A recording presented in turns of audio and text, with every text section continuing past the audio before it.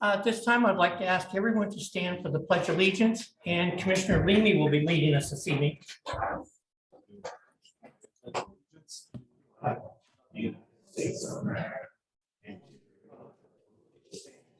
One nation under God, with liberty and justice for all. Okay, are there any members of the public that wish to speak to the Planning Commission this evening on a non-agenda item?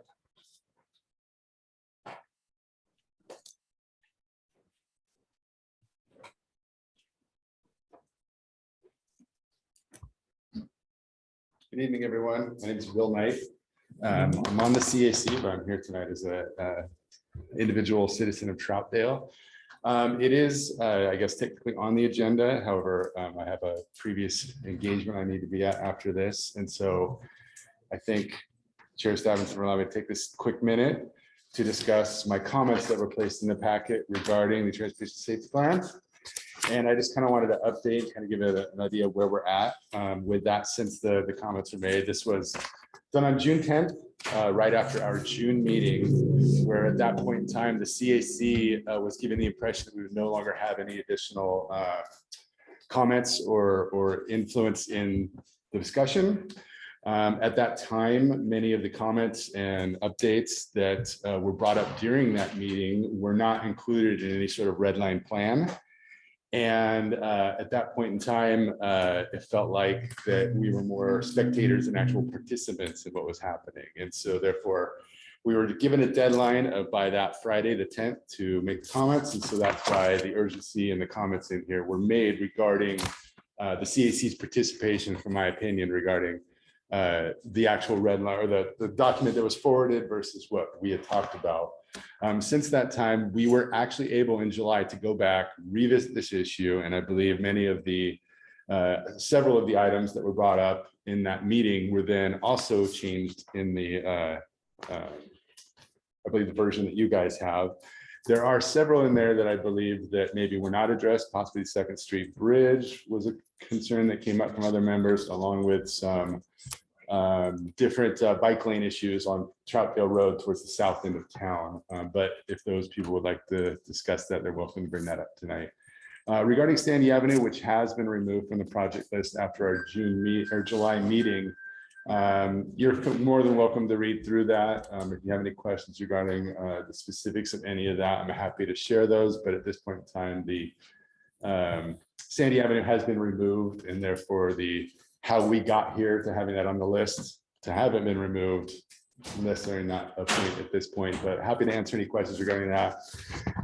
The last part regarding the Springwater Trail is just understanding kind of the context of where the city has been. And in 2017, Metro had an open house at the church over here, in which they had proposed the idea of Metro building the Springwater Trail, connecting the routes and the trails, bringing the Springwater Trail, connecting it and building and finishing up at least this section of the 40-mile loop. At that meeting, over 200 people showed up to that, and the response was overwhelmingly in opposition to connecting those trails, bringing that in to the community.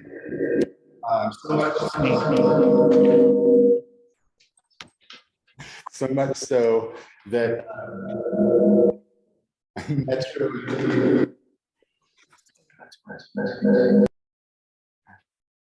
All right, cool. Thanks, guys.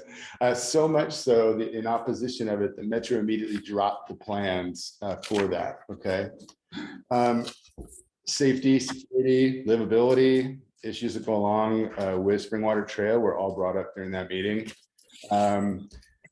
More of a just context and a background of what you guys have to deal with and what is kind of, you know, potentially what some people's thoughts are on it. Would be that as these things in the transportation system plan are looked at and worked on, many of the routes are exactly the same things that the meeting looked at and the people were opposed to. So just, I guess, keep that in mind as you guys consider this topic. I think it's above my pay grade. I personally love the idea of having the connected trails and having those for the citizens, the community that live here.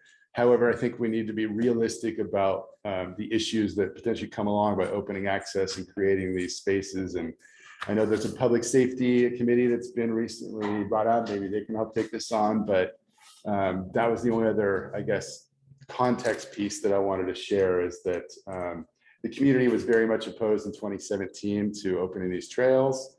I don't know how that sentiment has changed in the last 5-6 years, but I can't imagine that we can agree that the problems regarding that trail has gotten better.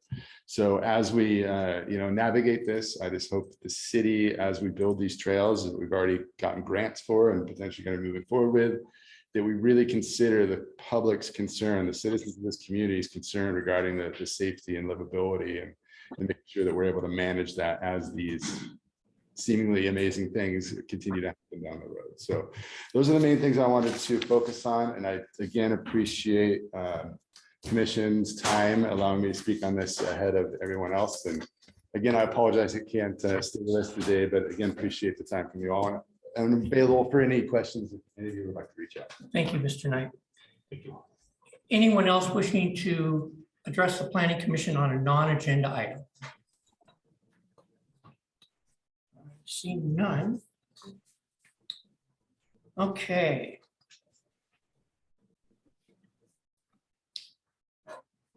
The matter for tonight's meeting is case file LU 00132020, phone forward. This is a type 3 application. The Planning Commission will be the deciding body.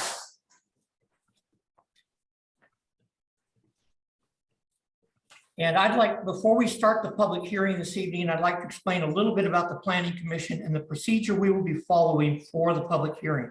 The Planning Commission is an appointed 7-member volunteer body of Troutdale citizens.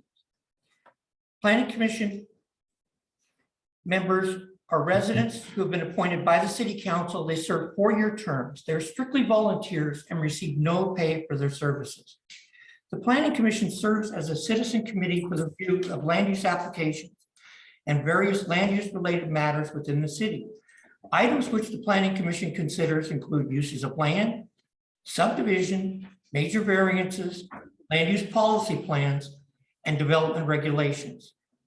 For some land use applications, the Planning Commission makes a final decision, and for other applications, they are simply making a recommendation to the City Council, who renders the final decision. Quasi-judicial public hearings are held in accordance with Oregon law and procedures contained in Chapter 2 of the Troutdale Development Code. The hearing proceeds as follows. Staff present their report, which includes applicable criteria and standards for the matter under consideration in the land use application. All testimony and evidence should be directed towards these criteria. And I will just run through those so we know what those are. And those are going to be Chapter 2, procedures for decision making, Section 3.211, downtown mixed use, Section 4.60, corridor, Section 4.60, town center, Section 5.60, erosion control and water quality, 5.70, right, stormwater management, and 6.10, public improvements, 6.90, site development review, 6.12, vacation and right-of-way, 6.13, variance, Chapter 7, land division lot line adjustments, Chapter 8, site orientation design review, landscape and screening, Section 8.060, off-street parking and loading, Chapter 9. And we are doing design standards. So Appendix A, design standards for Central Business District. that it? Okay. These are the criteria that the Planning Commission will be reviewing. And so as much as possible, we want to focus our testimony towards those criteria. If you believe that there's other criteria in the Comprehensive Plan Development Code or other city land use regulations that apply, you must identify these criteria and explain why they apply to the decision. The Planning Commission accepts public testimony relating to the application. The applicant's allowed to speak first, then followed by proponents, then followed by opponents, then followed by any parties neutral to the application. An opportunity will be provided to anyone testifying to clarify any issues raised. All issues raised by a participant during the public hearing must be sufficiently clear and specific to allow the Planning Commission and other parties an opportunity to respond to those issues. Failure to raise an issue during this public hearing may invalidate a future appeal based on that issue. Prior to closing the public hearing, any participant may request an opportunity to present additional evidence or testimony regarding the application. The Planning Commission must grant the request either by continuing the public hearing to a future date or by leaving the record open for at least 7 days to admit only that specific additional written evidence or testimony.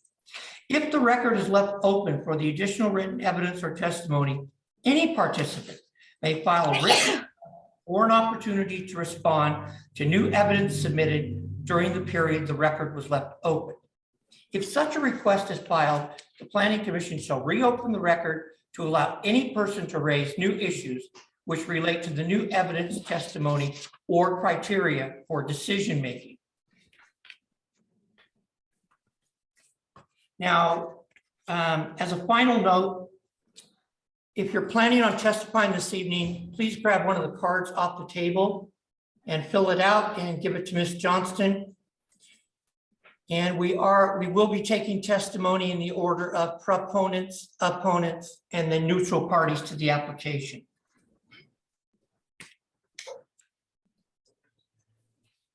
And before we open the public hearing, I have one thing that I'd like to just say for the record. A member of the applicant team is Pamela Camper, I'm sorry. And she served with this body when we did the housing needs analysis back in 2000. And so she did work with us during that period of time. We appreciate your service. And I just wanted to say that for the record, that you did work with this body during that period. Other than driving by the site for basic everyday contact, does anyone have any ex parte contact, conflict of interest, or bias to declare at this time? Nope. We're talking about the housing, that the apartments that's going in next to the police station, Yes. and you're asking for people to say negative things right now? No. No, okay. I'm Sorry. asking the commissioners if they have any conflict of interest, bias. I apologize, sorry. Okay, thank you. No here, Commissioner Allen. Thank you. All right, with none being raised, at this time, we'd like to open the public hearing for case file 0013-2020, Home Forward. This is a type 3 application. Mr. Lopez.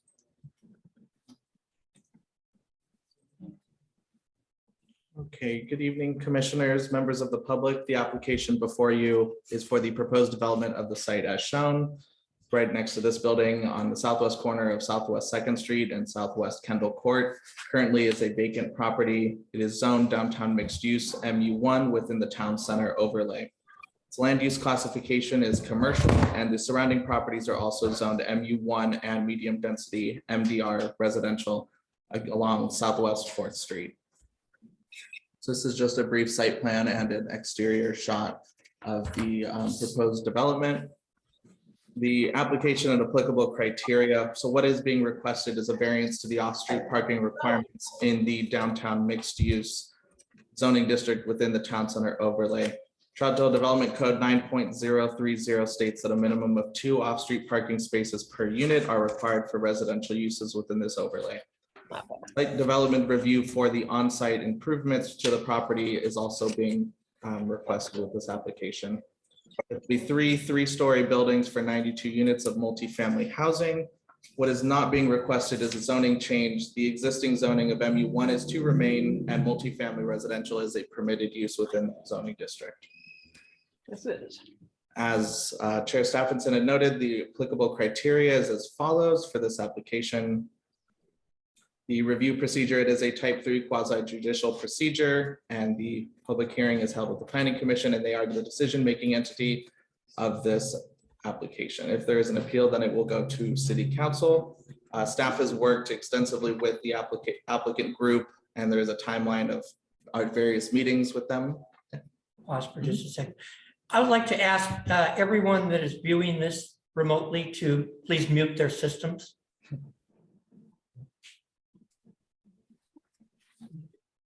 Thank you. Go ahead. So the notification and summary of the comments, we received comments from several of our different reviewing agencies, such as the City of Troutdale Building, Public Works, Gresham Fire and Emergency Services, and Multnomah County's Transportation, as well as the Mid-County Lighting District. We did receive 5 public comments for this application prior to this hearing, and all entities that responded to, all agency entities that responded suggested approval can be issued with all of the conditions of approval being met for this item. So going into the decision criteria for the variance to the required parking, as special circumstances or conditions included but not limited to lot size, shape, topography, shape of building, apply to the property development or to the intended use are not typical of the general conditions in the surrounded area. The site does have some significant slopes just towards the southern property line that do not affect surrounding properties as significantly due to the land use versus single family homes versus a multifamily development. The topography of that site does create some spatial challenges specifically to the layout of the buildings on the site, which in turn influences the amount of parking to be provided and the ability to fit that parking on the site, given the other requirements such as landscaping, access points, etc. As such, this criteria is met. So this is the variance to the off-street parking requirements kind of broken down. So the required parking per 9.30030 is 2 off-street parking spaces per unit. So if there are 94 units, it is going to be 188 spaces are required. There are 2 spaces per unit. There is a provision within Troutdale Development Code 9.040C, which states that off-street parking may be reduced by 1 space per 1 on-street parallel parking space adjacent to the site. The applicant is proposing 11 on-street parallel spaces along Kendall as well as Southwest 4th Street. Using that provision, the applicant is required to provide 177 off-street parking spaces, which comes out to 1.88 spaces per unit. The proposed parking by the applicant, there are 2 different options that were included as far as the layout goes. The first option is it would provide 119 off-street parking spaces, which comes out to a 1.27 space per unit ratio. Option C does include for an extra area to be used as parking for providing 25 additional spaces on site, which leaves them with a total of 144 off-street parking spaces for a ratio of 1.53 spaces per unit. Another decision criteria is the variance authorized will not be injurious to the adjacent properties or the surrounding neighborhood or otherwise detrimental to the public welfare. The applicant submitted a parking study that was reviewed by both Multnomah County Transportation and the City of Troutdale Public Works Department. Both agencies have proposed conditions of approval for right-of-way improvements, dedications, or easements as necessary. The applicant has also provided a trip generation and distribution evaluation for this, and Multnomah County has also requested as a condition of approval that a transportation impact study or assessment be submitted prior to building permit application. That condition of approval may subject the applicant to provide additional improvements based on the results of that study. And in addition to the applicant's testimony regarding parking, the application states that the owner and developer has found through parking demand studies of similarly sized affordable housing sites within Troutdale and Fairview that there's an average overnight parking demand of 1.09 spaces per unit can be expected to be used. And those were done overnight during the weekdays, which is typically when most parking spaces in residential units will be used. The property is also located along 2 TriMet transit lines with service 7 days a week. In addition to the testimony, city staff has also researched comparator and surrounding apartment complexes and found that the utilization rate of a parking is comfortably below the amount of parking provided, ranging from 0.83 to 1.49 occupied spaces per unit. As such, this criteria is met. Criteria C is the variance authorized will be consistent with the general purpose and intent of the provision from which a variance is sought. Using the Institute of Transportation Engineers Parking Generation Manual, which provides parking generation rates for affordable housing development, shows that for overnight parking for 94 units, 1.33 spaces per unit occupied is in the 85th percentile, which is between the 2 potential parking ratios for this development. Given the data and relevant experience for the generation manual, the variance complies with the intent of the provision to provide sufficient parking for the development. As such, this criterion is met. The variance is the minimum necessary to relieve a practical difficulty with full compliance and to avoid or minimize the resulting hardship. The applicant appears to have made every effort to include as much parking as possible by including a potential layout that does provide for an additional 25 spaces at the northern end of the lot, while also meeting the density, landscaping, and other requirements for the site. As such, this criterion is met. Moving on to the site development review itself, which is for the actual development of the site, which talks about the setbacks, lot area dimension, lot coverage, etc. So this application meets those requirements. There is no applicable floor area requirement. Architectural standards largely appear to be met through outright approval or through an administrative adjustment during building plan review. All setback requirements have been met for this development. The proposed vacation of a partial vacation of Southwest Second, will be applied for separately at a later time, and that will allow one of the buildings to be closer to, that will allow that building to meet the setbacks if that vacation is approved. As such, this criterion is met. Criteria number 2, it talks about the required upgrades, if any, to existing development. And this criterion is not applicable just due to the site has never been developed and is currently vacant. So there is no non-conforming uses on the site currently. Criteria number 3 talks about all site design and development standards such as landscaping or parking. As discussed earlier, the applicant is requesting a variance to the parking, so the criterion is conditionally met.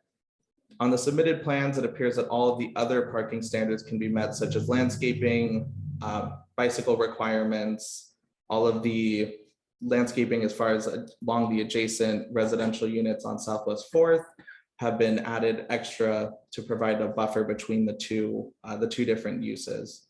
The applicant has provided plans that show where trees are to be removed for the development that are in areas primarily where the parking lots and internal circulating roadways will be. The buildings themselves are proposed to be in areas where there's really no trees currently. So with the conditions of approval being met with those, this criterion is also met. This proposal meets all existing conditions of approval for the site or use as required by prior land use decisions, and there are no prior land use decisions for this site since it is still vacant.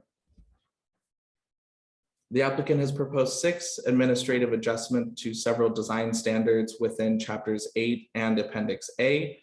These standards have been found to be reasonable and justified due to the site conditions and/or conforms to the extent practical with these design standards. All of the adjustments will help retain a cohesive design language and provide added privacy for the residents of the development and in the adjacent homes. As such, this criterion is met. The last one is for the lot line adjustment itself. The proposed lot will meet all of the dimensional standards for the applicable zoning district. No boundary line will violate applicable setbacks. The consolidation of the 2 existing lots will not impact access or site distance standards. There is a condition of approval that this lot line adjustment be applied for prior to the construction of the site so that there's just one tax lot existing. The staff recommendation is staff recommends approval with conditions as outlined in the findings of fact. And I will turn it over to Ray Young, our city manager at this time. Thank you, Alex. Thank you, Chair Stephenson. As you indicate, I am the city manager, and I have kind of an addendum to the staff presentation by Alex. It is the issue of the Second Street pedestrian overpass that is on the north edge of this property.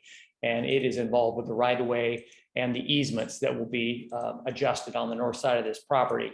I have sensed over the last 6 months or so that we, and I include myself as staff, may not have done a good job of communicating to this body and the CAC the reasons that staff is encouraging that the option for that Second Street Bridge be protected in your decisions and deliberations on this issue.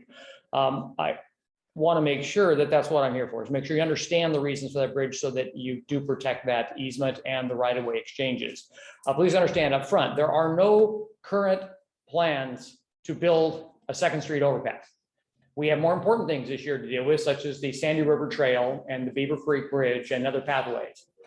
We have no engineering designs for the Second Street Bridge.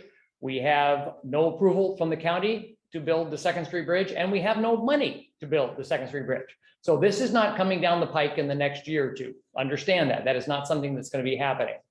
However, the option for that Second Street Bridge needs to be protected in your decisions on this application. The rationale for the Second Street Bridge are pretty easy to explain. You may agree or disagree on the reasons for it, or agree, but we just want to make sure you leave the door open. In 1988, 257th did not exist. Downtown Troutdale extended all the way from the current Shell station all the way through, of course, downtown. When 257 came in, it brought a very large road that cut off a portion of downtown Troutdale from the rest of downtown Troutdale. It is a 5-lane road. It surprisingly has over 20,000 trips a day, and it is a major truck route, and it's 5 lanes. And if anybody stood down at the corner of Plaid Pantry, you say, even with the pedestrian light, it's a pretty scary spot to have to cross that location. In some ways, I describe it as a lesser, obviously smaller version of what I-5 did to North Portland, which cut a community in half. That's essentially what 257 did to downtown Troutdale. And for decades and up until now, one of the goals and aspirations of the city leaders have been that we want a vibrant downtown, an economically successful downtown. That is something that is valued by the citizens. As the chair is aware, in the 2020 to 2040 town center plan, the vision of that whole plan for this area was, let me quote, by 2040, the Troutdale Town Center will preserve its small town feel while becoming the most vibrant, scenic, and historic hub in the region where families thrive, businesses prosper, and visitors return.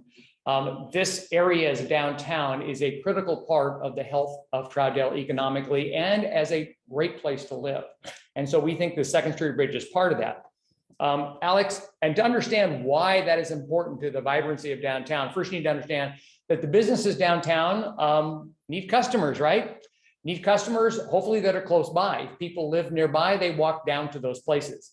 The map that Alex has brought up, thank you, Alex, I didn't realize you had already done it. Pat on me. If you look up the map here, you will see in the very center there is the red representation where the Second Street overpass would be. It would hook directly into all the plans we do for improving Halsey with the other 2 cities, Fairview and Wood Village, to provide a main bike and pedestrian route through that corridor area. We have already got preliminary approval from not only the Gresham Fire, but Comcast, who owns the building right there north of number 7 that you see, that we can use their fire lane there to land the bridge there. So we've gotten those approvals. But the most important thing is to understand what's happening on the west side. Number 4 up there is a 60-unit residential unit that is probably over half done and has people living it already. Number 6 is another 40-unit housing area that is being built right now. Number 5 is the Fox Ridge Apartments, which has approximately 165 dwelling units in it. Right there to the right of number 6 is what we call the Cerruti property. It is, of course, has been cabbage patch for a long time, but someday that will be residential. And based on the size of that parcel, you could easily see 200 housing units on that one parcel right there. If off the map, if you go east toward McMinimums, you need to realize McMinimums owns the whole North 40 above Halsey. Their current plans, Mike McMiniman told me a couple of years, is they're going to get around to someday having 300 to 400 lodging units on their property on the north side there. They plan on restoring the jail to a corporate retreat center, which they own next to the current property. All of those residences are going to add up. If you just think a couple people per residential unit, and all the lodging for visitors to Troutdale, well over 1,000 to 1,500 people will be on the west side of 257, that barrier. We also have the new food cart courts, number 7, which has been an amazing draw. It's busy all the time. It's a great place for people to go. It's a great addition to the downtown core area. On the east side, you will see, of course, number 8, which is the subject property we're discussing this evening. If you go to number 9, Bremick Construction, Mike Greenslade, who is here tonight, did a wonderful building there that is almost full now. The burrito shop, we have our own burrito shop, is now in there. Number 10 is the Good Coffee, came in and bought that building and has a great coffee and roasting facility there. Number 11 is Old City Hall that we sold in February that is being renovated by Away Days Brewery to bring in a brew pub into that building. They're very successful in Portland. We're looking forward to that. Number 12 is our visitor center and train depot with the museum that is just, the city spent almost $500,000 restoring that building to the visitor center. And that is the center point of our bike hub that will connect to the gorge. It will also connect, if you see north of there, the confluence. That is our urban rural area that is now, if you haven't noticed, if you haven't gone to the website, it is on the market as of last week. I have already met with several developers.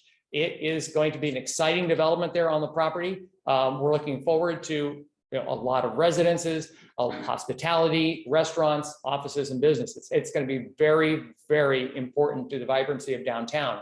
We're going to have a great connection. You see the red dots there along starting at number 12. That is the pathway that will hook into our waterfront park that will be in front, that we believe will be a destination location, not only for our citizens, but for visitors to come. If you want to have a vibrant downtown, you must remember to make it easy for people to patronize downtown. And as I just indicated, we are likely to have in the next few years, at least another 1,000, if not more, people living within a half a mile of downtown being blocked off by 257. And with the changes in this world coming with energy needs, with fuel prices, with climate change, we are going to, because we live in the metro area, and that's all I'm going to say, we are going to get continued pressure from the metro area and from the state to do more things that make it easier for people to get around without cars. With 257 being that blockade there, we're going to need some way to make it easy to keep downtown vibrant, to keep moving back and forth without having to jump in their car. This is all a long-winded, and everybody accuses Ray of that quite often, a long-winded way of saying is whether you agree or disagree that we should do the bridge, don't foreclose any opportunity that we have the right of way, we have the easements, we have the ability to do that down the road. So I just want to explain why we're thinking about that. And I'm going to give you one cautionary tale. The city has 2 very painful examples of where, honestly, we screwed up about 15 years ago. We lost a lot of city money, a lot of citizens' money, and we lost a lot of opportunity because we were not thinking of the future. We were thinking of what was good for us today. And that's a very poor way to think. We at one time invested over $250,000 of your money to get an easement to go through, an option to go through the outlet mall for a blow a hole in the mall access right through the confluence. And I will tell you, every developer we've talked to says, too bad you don't have a blow a hole through the mall. Well, back in 2008, the city said, you know, we don't need it right now. Let's just walk away from blowing a hole through the mall and that $250,000. We'll just do it later when we're ready. Well, 3 owners later, the mall owners now say, no, you're not going to put a hole through the mall. So now we have our one right of way around the mall. We could have had it, but we lost it because we weren't thinking that someday we're going to need it. Speaking of the trail to the right of number 12 on that map, in 2007, 2008, the city invested well over $125,000 for the engineering and licenses and approval from Union Pacific Railroad to put not only a trail, but a road underneath the railroad tracks that would allow a second access to the confluence property. We were ready to go. Everything was set, engineering, boom, let's do it. The city said, oh, we're not really ready to develop the confluence. Let's walk away from it. And now regulations have changed. We can't put a road there anymore. We can only still put a trail. And Union Pacific Railroad, they still haven't approved our ability to go under it again. In fact, the guy who approved it in 2007 is the same guy who does it now. And he's still annoyed that Troutdale walked away from all the work he did back in 2007, 2008. I say all that to say that if we ignore the future needs of the community, because right now it may seem expedient to do something, the people in Troutdale in 50 years from now are not going to be happy with us. And so I just want to encourage you that in this review, in this process, I know it's very important. The parking is very important. The impact on this area for the development is very important. But that piece to the north of this property that is connected to this approval is critically important to the future of the citizens of Troutdale. And down the road, this council will have an opportunity to approve it. We'll have an opportunity to look for money for it. Hopefully we'll get the county on board to do it. But I just want to emphasize, we just want to make sure we don't lose this opportunity and find ourselves wishing we had it down the road. So I appreciate the extra time, Chair, and the committee that you allowed me to do, but I thought it was important and an opportunity to make sure we all understood why staff is recommending to keep that option open. Thank you. Thank you, Mr. Young.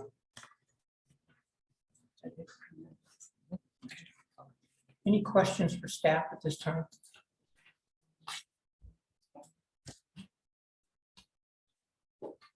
Seeing none. Okay, we'll go ahead and proceed forward. And this time we will open the public hearing for case file LU 00132020, Home Forward. And we'd like the applicant to come forward, please.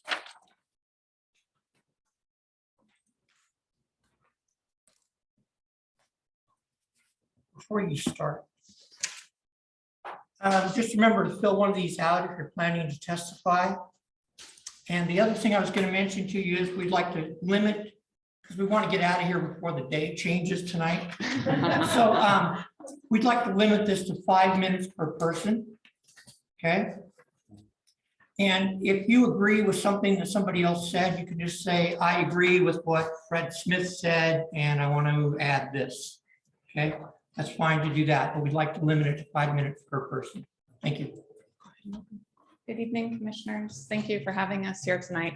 I'm going to start by giving a quick overview of Home Forward, and then the architecture team from MWA will come up and finish the presentation.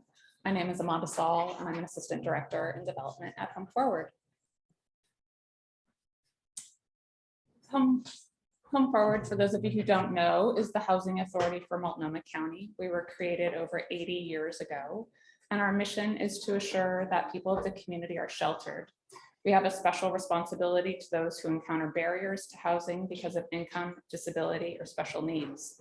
Home Forward will continue to promote, operate, and develop affordable housing that engenders stability, self-sufficiency, self-respect, and pride in its residents, and represents a long-term community asset.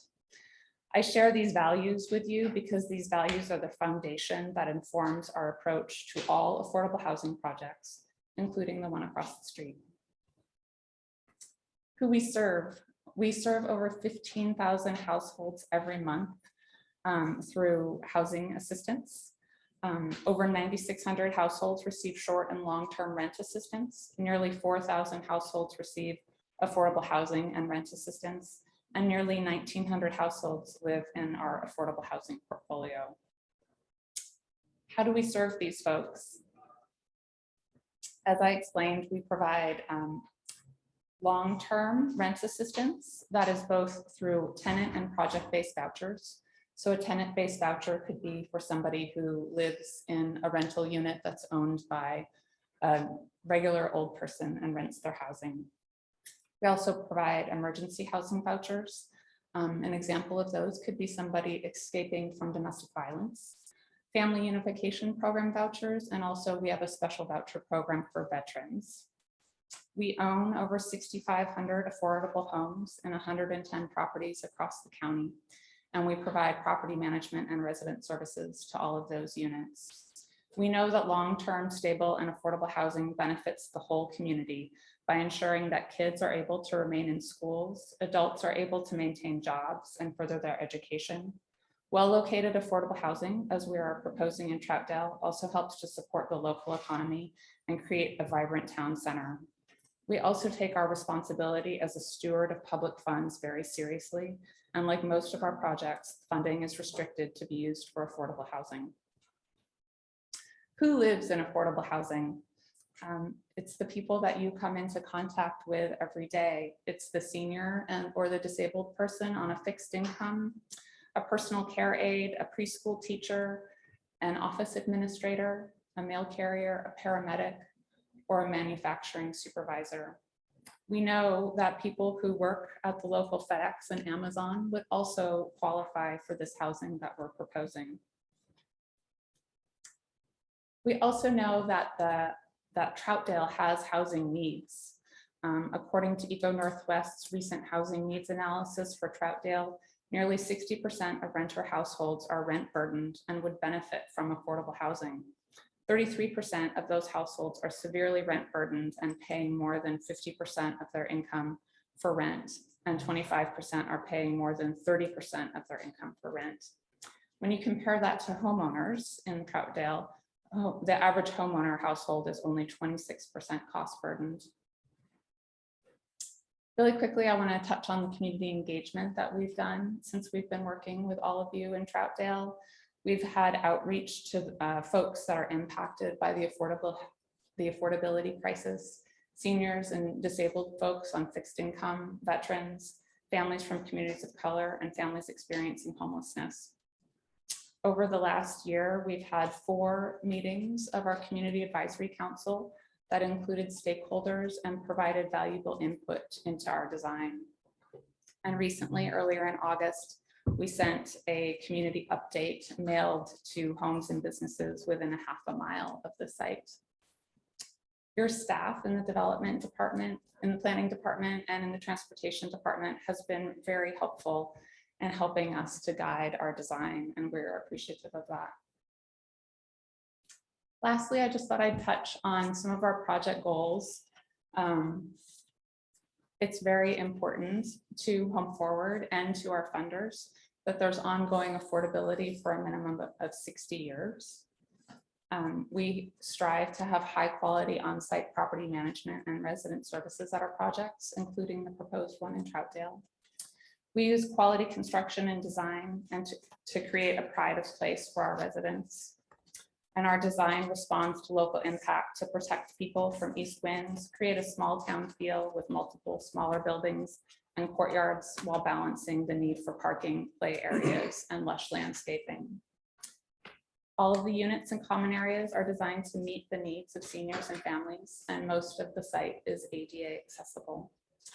Now I'll hand it over to the MWA team who will go into some more detail about the project.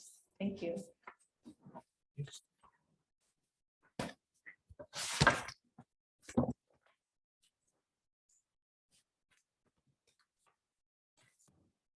We progress the slides with this. No, I'll click through. Good evening. Thank you very much for meeting with us tonight. We'll appreciate you taking the time and all of your volunteer services. Very wonderful. So this is the project with some colored renderings that you have not seen in the packet. We can go to the first slide. So as we've said, the site has its challenges and also its great opportunities. There are 3 frontages that we sought to address sensitively in the project. There's the frontage on Kendall, the frontage on 4th, and the frontage on 257. Each one has a different character, and we responded to that with our design. You can go to the next slide. Additionally, as we've all said, there's a significant topography on the site, and we sought to work with the grades in our design to celebrate that the characteristics of the site. Next slide, please. Home Forward and the design team developed project goals at the outset that grew out of our meetings with the CAC and our resident focus groups. We, excuse me, among those values, we wanted to be respectful neighbors, foster connections with Greater Troutdale, and also create a strong sense of community for the residents. Additionally, we sought to connect to nature, create healthy homes for the residents, and as I said, cultivate community. Next slide, please. Downtown Troutdale is located at an important gateway to the Columbia Gorge, both historically and geographically, and we were inspired by that. An early topographical map of Troutdale inspired the design team. Next slide, please. The contour lines show the drastic changes that occur at the nexus of the Sandy River when it goes into the Columbia River and the gorge cliffs rising to the east of the river. Young downtown Troutdale was a classic hillside town, very much like Astoria, with a simple grid of streets that climbed up the hillside and worked with the natural contours of the site. And that inspired our design. Additionally, the gorge winds directly impacted the design. We heard early on from our community advisory committee members that we should consider the cold east and north winds coming out of the gorge. They encourage us to locate parking as close to the units as possible and design protected outdoor spaces.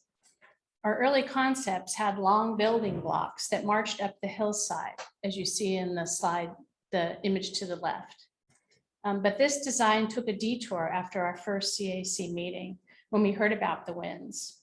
After that, the buildings bent into L shapes that minimized the north-facing facades and balconies and created protected outdoor spaces. Next slide, please. This is the site design. The primary entrance occurs from Kendall Court onto an entry drive that is populated with trees and landscaping that creates a welcoming entry into the site. We purposely did not want it to feel like you were entering into the parking lot, but into a more traditional street with parallel parking on one side and perpendicular parking on the other. Dispersing parking across the site helped minimize its impact and also located as close as we could to the residents. There's a secondary entry point up on 4th Street. Oh, I'm sorry, go back one more. A secondary entry point at the top of the hill connects to an upper parking lot and a building. This parking lot is down about 1 story from the level of 4th Street. Additionally, there are 2 courtyards created that create vital outdoor space for the residents. The courtyard at Building A is more public and active to help activate Kendall Street. And courtyard B is cloistered by 2 buildings, providing a more protected outdoor space for the residents. Next slide, please. In our application, we showed several options for how the project might address the potentially vacated right-of-way and the connection to 257. Proposed option A allows for an easement and a future bridge connection across 257. Option B provides a pedestrian path in that easement. And option C, we've done some more research into option C, and we wanted to update you on our findings. Option C, some of the detriments are it will remove all the trees in what we call the handle. There's a nice buffer of existing trees on the north and east property line that we are keeping in option A and B that provide buffering from the intersection at the highway in 257 and for the adjacent property to the east. Additionally, because of the variable topography in the handle, option C, if we had a parking lot that had to meet ADA accessibility connecting to our parking lot, we would need a tall retaining wall along 257th and the Plaid Pantry site to the north. That retaining wall would likely be about 12 to 15 feet tall at its highest point. Additionally, the grading at the end of the right-of-way Right now, our runoff for the city-owned portion of the right-of-way will come across our property, across the easement, and go down to 57th on Gray. If we put a parking lot there, the opportunity to do that would be cut off, and we'd be creating a dam at the end of the city-owned right-of-way that would have to negotiate with retaining walls and bring the stormwater from that right-of-way underneath the parking lot. So we want to just point out the complications of that option, because we've done some more research talking to our geotechnical engineers and civil engineers about the practicality of that. I think it's worth noting too, based on the earlier conversation, these were options not knowing exactly where the city stood relative to the pedestrian bridge. Option C would not provide that ability to have a landing spot for that bridge and for that crossing due to the elevation changes of how a bridge would come across, based on earlier conversations with some of the engineering team and planning staff. Next slide. Okay, now I'll walk you through the project. These are two site sections cut from the 4th Street down to our property. The first one is cut from the neighbor's house to the east. And you can see someone standing up on 4th actually will see to the roofs of our project. It's significantly lower than the adjacent property. Additionally, the required setback for the project from the neighbor's property has been doubled, and we've put the buildings further away and densely landscape that to provide a nice buffer for the neighbor's property. Next slide, please. This next section is cut through the parking lot C at the top of the project. And you can see that parking lot C is set down about 1 building story down from 4th. So the buildings will actually appear very similar in scale and height to the buildings that are already on 4th. Next slide, please. As I said earlier on, the project was really inspired by the simple topography and the contours, and we took that to heart when we designed the roof forms. So they are very quiet, simple gables in the east-west direction, and then more animated as they climb up the slope. This is a view looking down with 4th is on your left, and you can see the topography of the neighbor's property, the parking lot, and the 2 cloistered courtyards, one cloistered and the one open courtyard. And just another view looking from 4th. So this is the entry to the site. This is the point where we wanted to relate to the commercial core of downtown Troutdale and provide an active street front. And the community room was placed right at the entry to the site here with a glassy, very glassy frontage, and connecting to the adjacent courtyard that holds the playground. Next slide, please. We'll kind of move our way around the buildings of the site. This is that same view in black and white. And this is the courtyard without the play equipment, but that shows the shape of that courtyard. And the next slide, please. The community room, as I said, is glassy and open to the corner, and the resident service offices and property manager's office are right next door, and open into a very big playground with a large piece of play equipment and a barbecue pavilion. So this will present a very active front to Kendall Court, which seemed like the most active corner of the property. This is, we're moving around the buildings. This is the west view of building A. Nearly every unit has a balcony. And we work to tuck those balconies within the building roof line so that they would be protected and be durable and wear well in time. This is a connection. There's a breezeway pass-through. So there's a north-south pedestrian connection through the whole site. This is the pass-through from the drive aisle up to the upper courtyard, the cloistered courtyard. Next slide.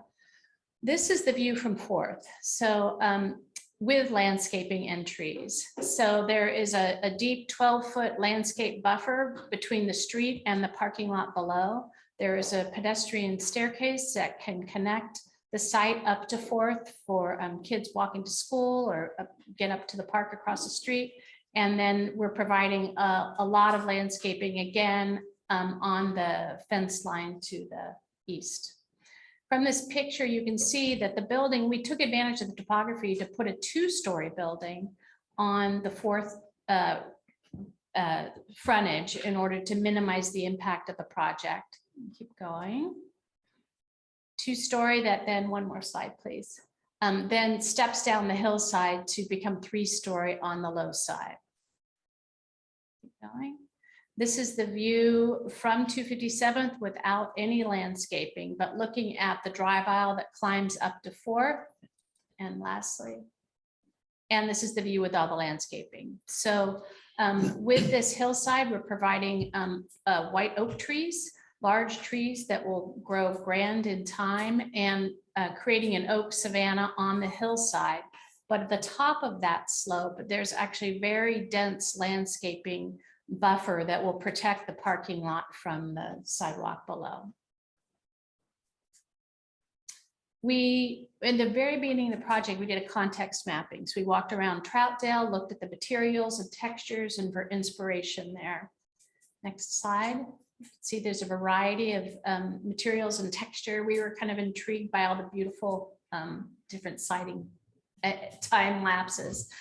From that, we chose a palette that is an upgrade from what you normally see in housing. So we have a hardy shingle product that will be very durable, hold paint well, and creates an upgraded material palette for this project that wants to contribute to downtown Troutdale. Additionally, every unit has a mini split HVAC system, which provides air conditioning to every single unit, which has become increasingly important to everybody these days. And so we chose perforated metal screen to screen those balconies, because those mini split units will sit on the balconies. So the perforated metal will, again, it provides a more commercial upgraded palette and screens the mini splits. That's the end of my presentation, but Bill's going to talk more directly to some of the comments that we got from the public. Yeah, we had the opportunity to review the staff report before this meeting, and within that, there were some letters from residents or the community that were included. And there were a lot of common concerns that were shared there. I just wanted to take a moment to address some of those and just how the project has developed conversationally through that. Density is one of the concerns that was expressed. This project is 94 apartments, and it's kind of sits in the middle of the city's zoning requirement for density. So based on the site size, that regulates what the density should be. That zoning code reflects that at a minimum, there'd be 83 apartments developed here, at a maximum 104.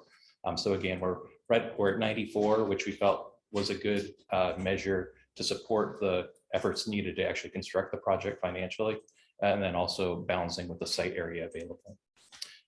There was a concern about the affordable nature of the apartments and the longevity of that. Amanda expressed that that's at a minimum of 60 years. So that'll hold based on the funding requirements. Access and traffic onto 4th Street and the surrounding area was a concern. Part of the city approval requirements are that both from the city and Multnomah County Transportation is that there be traffic impact studies at the Cherry Park Road, Buxton intersections, the East Historic Columbia River Highway and Buxton Road intersection, Buxton and 2nd and Buxton and 4th. And then based on that analysis, as expressed in the staff report, there may be offsite improvements required as Multnomah County traffic reviews that to mitigate the impacts of those intersections. 4th Street, doesn't have adequate sidewalks for the entire length of it. Part of the city approval is to do half-street improvements for the portion of property that fronts 4th Street, which is part of the plan. It won't provide a sidewalk for the entire length of 4th Street. We understand that, and that's just kind of an acknowledgement. So there is, that aspect that we don't have control over. Parking is going to be discussed, I think, in more detail after I get done talking. But we think that this project is in alignment with the state's goals and actually provides more parking and is exceeding what the new statewide regulations are and reforms are looking at for affordable housing. Utilities, there were some concerns there. Again, part of the city approval, conditions of approval are that utilities be reviewed and analyzed to make sure that sewer capacities are adequate all the way down to the historic Columbia River Highway. Also, the water pressures are adequate for domestic water and fire sprinkler systems and everything. So that's part of the engineering process that we'll be going through. Noise and air pollution for the tenants was a concern. Based on the funding requirements, there's a HUD environmental assessment requirement on the project. So that's already been started. So there's been some analysis of the noise pollution and the air pollution. We're at a benefit. We've gotten some preliminary feedback that due to the wall construction, window, door, sound values, we're able to accommodate the noise concerns. And then these projects also have heat recovery ventilation, as well as mini splits, which will provide heating and cooling for the apartments, which doesn't necessitate someone living in these homes has to open their window for fresh air or for cooling. And then trees is also a concern of ours, as well as the community members. We've tried to retain as many trees as we can. As Diana mentioned, there's the north portion that is heavily treed. We call that the handle. We are planning some community improvements there with the community garden if parking is not provided there. If parking is positioned there, it will negate trees in that area. There's also a pretty dense area of trees on the west along 257th, kind of the south west portion of the site. Most of those are remaining. We are having to eliminate most of the trees, so along 4th, in order to accommodate the slope down to the site and the parking area. But we'll also be mitigating that and adding additional trees to the property. And it'll actually be more, I don't say it will be more populated, but it'll be dispersed more throughout the site with new plantings. These next few are some things that came up during our CAC meetings, and were also concerns expressed. So access to grocery stores and other services, that was a topic of conversation. And Home Forward, this is something that we have been continuing to talk about, how we provide transportation options to the development through other services for those who have disabilities or may not own a car and need to get access to places farther away than someone would walk. Lack of community park close by for play areas and so forth, as Diana showed. We are planning to develop a large plaza area and play area. Oftentimes, we've had been fortunate to work with Home Forward in the past and develop projects that have those amenities. And oftentimes, they're open to letting community utilize those resources along with the community room. I think that's been part of our discussion during the CAC meetings. And then the wind and the cold, as Diana kind of expressed that. I won't talk too much more about it, but that came up as a big topic during our community meetings as well. And that's all. So Leslie Ian's going to talk about parking. Thank you.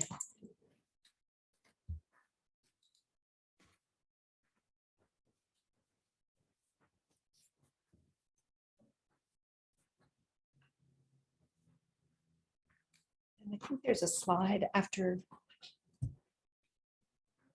Yeah. Do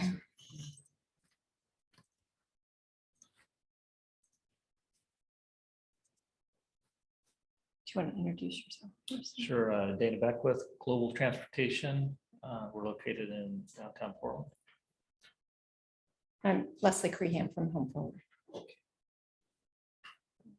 Okay, so I'm going to talk a little bit about the study that Alex presented a little bit earlier on.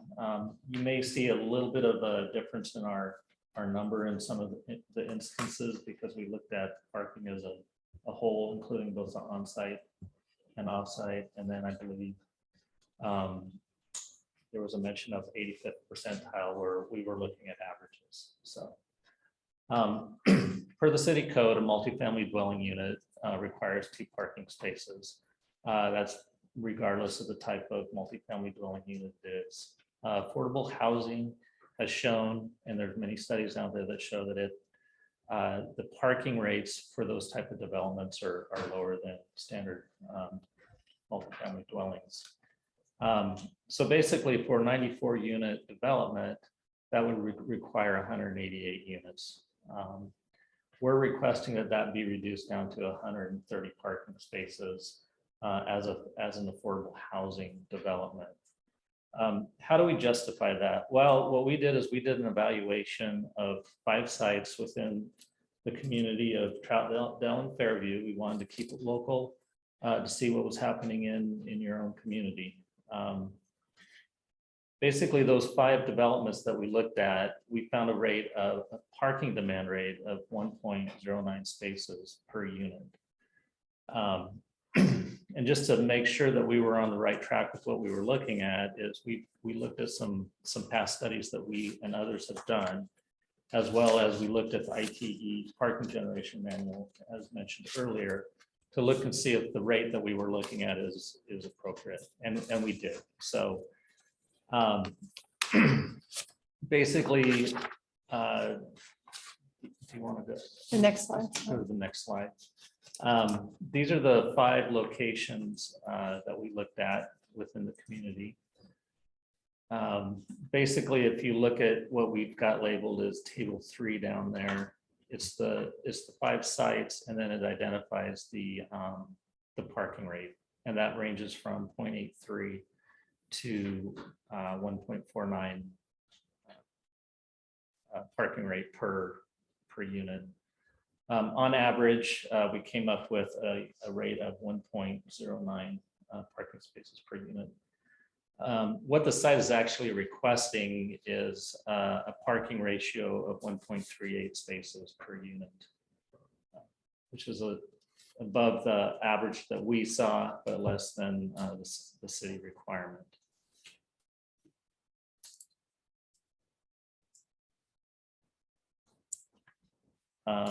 So one thing on parking evaluations is the studies were done from 11 p.m. to 1 a.m. The reason it's done so late is peak parking demand in residential areas occurs when everybody's home.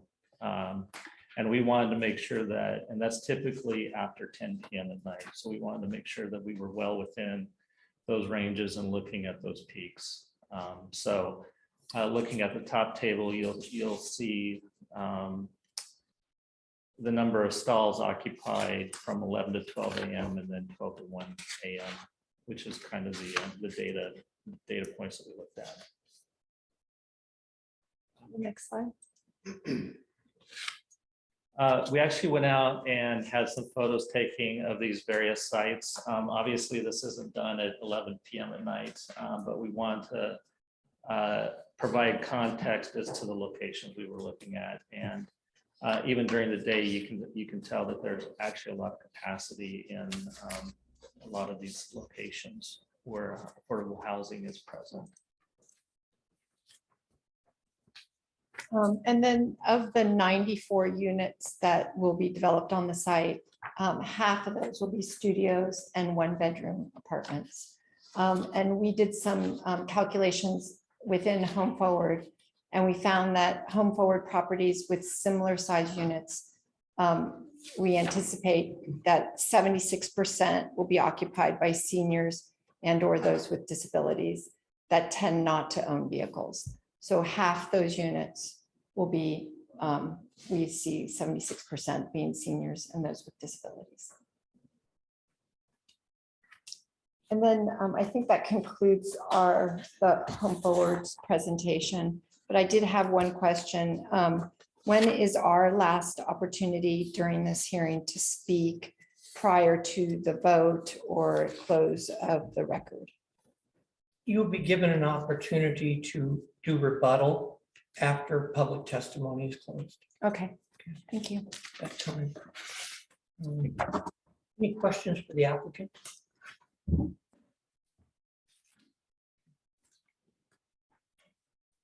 Not seeing any. Okay, and before we take a break, I just want to remind you that the next thing we will be doing is public testimony. And quasi judicial hearings are very technical. You'll be given an opportunity to testify, and that basically you will not be given an opportunity to rebut after that, okay? Just want to be clear about that. We have to follow those rules. And so at this time, I would propose that we take a break until, take a 10-minute break. Okay, and we'll be back at 8:21. Thank you.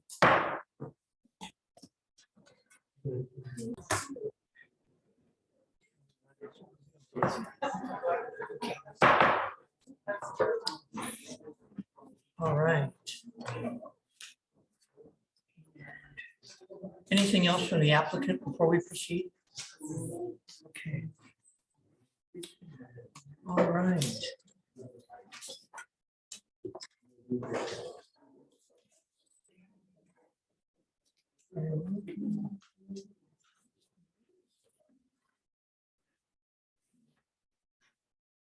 First, we will hear from proponents to the application, and the first card that I have is from Mike Greenslade. Good evening. Good evening, sir. My name is Mike Greenslade. I've been in the Troutdale community since 1984. And I was passionate about it when I moved here, and I'm certainly passionate about it today. I've been involved in a lot of things. My company, Bremick Construction, we built the arch and donated our services. We've recently donated and installed the concrete base for the new lifeguard monument down by Glenauer Park, and we did the concrete on the engineer sculpture on the corner, the Columbia River Highway, and I'm invested in Troutdale as well. My wife owns Celebrate Me Home. I think we built the first building in 96 or 97. We've since built, as Ray mentioned, the Discovery Block and townhomes above across the street. I think the numbers have shown with Metro, there's a real need for affordable housing in our community. I built quite a bit of affordable housing. These are really nice units. They're quality units. I think you've seen in the designs, they're really nice buildings. They add to the community. They're not a detriment to the community. I think a lot of us remember the Section 8 homes and the affordable homes that were built in the late 70s and the 80s. They were Team 111, they were a mess, they were managed. These are a lot different product that are being built today, and help house a community that needs some help. You know, we mentioned the elderly and the disability, but I really look at it too as workforce housing. The baristas, and I think somebody mentioned the Amazon workers, the restaurant workers. To have a vibrant downtown, you've got to have the people that work behind the counter, serve the coffee, serve the food. You see it happening in places like Bend, Oregon, and Bozeman, Montana. They've just exploded. Housing prices are too expensive for these young folks to live in, but they need them at the restaurants and the bars and the hotels and the ski areas. And hopefully Troutdale can get ahead of the game and think to the future. I think Ray mentioned that there's an awful lot of opportunity. It looks like it's going to happen here in the next 10 years. I've believed in it for the last 20 plus years, building the first building on the north side of Columbia River Highway, and spending a very lonely winter with the only building on the north side of the highway. Fortunately, you know, it took off, and Troutdale has grown, but I think there's a lot of growth and a lot of opportunity ahead of us here. And this is a community, we got to all do our part for the less fortunate, and certainly the disabled and the seniors. And again, think about workforce housing, and a very quality product that's managed by professionals. It's not footloose and fancy free. They're really nice additions to the community. We build them in, you know, Newburgh, smaller towns across the state, and it's a positive outcome. Thanks. Thank you.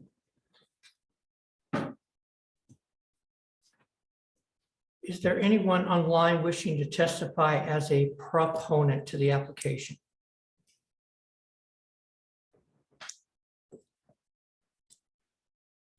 Okay. First one, Denise Wood, please.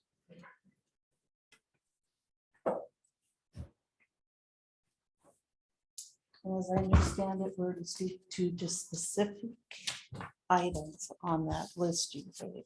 Address the criteria. Yeah. Okay. All right. Well, I'm Denise Wood, and I've lived in Troutdale since 1991. And I live on the corner of Buxton and Southwest 4th. So I am very aware of the impact of traffic and noise and air pollution there. And I was also on the advisory committee for this project. And I am all for affordable housing up front, just to be clear. But it's the site I am very concerned with in the downtown area. Now, as to parking and the variances that are being requested, I do not believe anybody can guarantee that there will only be 1.38 cars per apartment. They have 18 studios, and then they are proposing 29 one-bedroom, which could have 2 people in it. Both maybe adults, both maybe with a car that work. 2 bedrooms, there's 35. 3 bedrooms, there's 12. So they're saying that half of it will be single people, probably with no cars. The other half would be families with 1.38 cars. And I understand that everybody has done these parking lot studies, but I just feel over the time frame, maybe 5 years or more, you cannot guarantee the residents that there will only be 1.38 cars per unit. It's more likely you're going to have 2 cars per unit, which is like 188, I believe. And then where's the visitor sites? And so I live on Southwest 4th. I'm concerned because of the traffic. I already know that goes up and down it for the city works, the delivery trucks, and all of the traffic up and down Buxton, especially in commute hours. And I'm concerned that businesses will be impacted from parking spaces being taken. And I'd like the committee to consider where people are going to park during the parade, First Friday, and any other downtown event, because we know all of the streets and the side streets are covered with parking, and they've used that site as parking before. And that's about all I have to say. Okay, thank you.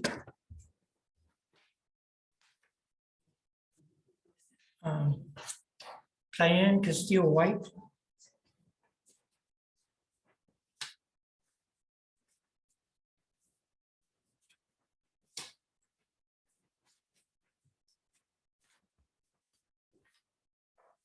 Hello, I'm Diane Castillo White of Troutdale, and I have lived here for over 31 years. I've enjoyed being on the Town Center Committee, and I will continue to be on it when it resumes. I'm on the Troutdale Historical Society. And when the Town Center had open houses, we had many. The thing that was mostly repeated was the small town feel. And as our city manager said, it became part of the mission statement as well. We did discuss growth to help our downtown to retain viable, but we did not, our vision was that the density would not occur within the historic corridor. We didn't have time. A lot of us wanted to do some codes. We didn't get to that at that time. We wanted a little bit more control as to the future and the growth and how it would occur in our historic downtown area, which is about a few blocks. That's all we have. That's retaining our small town feel, a lot of our historic buildings, and the flavor that has tourists come to this quaint little town because of that feel in the community. We envisioned the growth to occur in the confluence area the area behind the outlet east by the Sandy River. And also, side note that we did envision this area, the city and many others had considered the area ideal for a civic center, new city hall, possibly a community center, a library, as Troutdale has one of the only libraries that I know is leased and not owned. We thought that would be a great location for that. Additional parking and a fire department location if needed, and other thoughts as well. The city was interested in purchasing it. The county bought it for extension for the sheriffs. That wasn't done, and the city wanted the property and they weren't offered the property. And so they sold it to Home Forward for $1. So that's just a little bit backstory on that. That property was also used to begin our community parades. That was very lovely and very beloved. It really connected the community, and for gatherings, it was very quaint, very lovely. I frequent the businesses in town. I try to support them financially. And for the many years that I've been here, their biggest complaint is limited parking. We now have popular food cart close to downtown, has many workers and customers that now some park in downtown Troutdale at this time. Because I'm glad they're successful, but they have limited parking, and it's just not enough parking for them.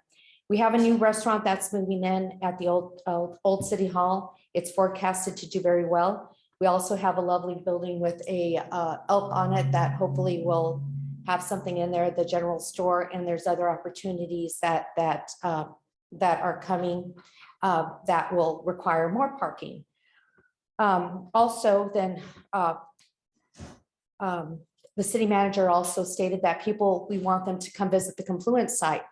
Well, that's more parking again. So we've already identified parking as an issue in Troutdale. So this is, I believe, is going to be a negative impact if this variance is approved. I believe they'll impact the citizens' parking options of our historic and our small town feel. Parking for citizens to visit downtown. I already said the Confluence area. And my hope is that we do not allow a parking variance. I believe that Home Forward residents should have enough room to park for themselves, their families, and their guests. And I believe that having more parking will add to their quality of life. Some of the kids that are going to be in those 3-unit, they'll grow up, they'll want to park. When you have a car, you have more opportunity. You could work at St. John's, you could get to places and not have it take multiple hours. We're on the edge of the city and density, and we already know that a lot of Troutdale people depend on their cars for economic opportunity to have jobs and to have the option to do so. I envision a lot of ethnic people possibly living at the site. I'm a Latina, I have tons of relatives, and I would think that other people of all, whatever color or whatever, would love the opportunity for their family to visit. I have a friend, and she says she goes to apartment to try to visit a friend, there's no parking. And then what? You don't provide that opportunity for community and gathering. It'll have to be done somewhere else, and where will that place be? So although the plans do look lovely, as I have stated away in the past, I had wished it wasn't in our historic little square. It looks like the planners did try to do a very good job and planned a lot of consideration and the best use of that space. And I'm just hoping that it's at least 2 parking places per. Thank you.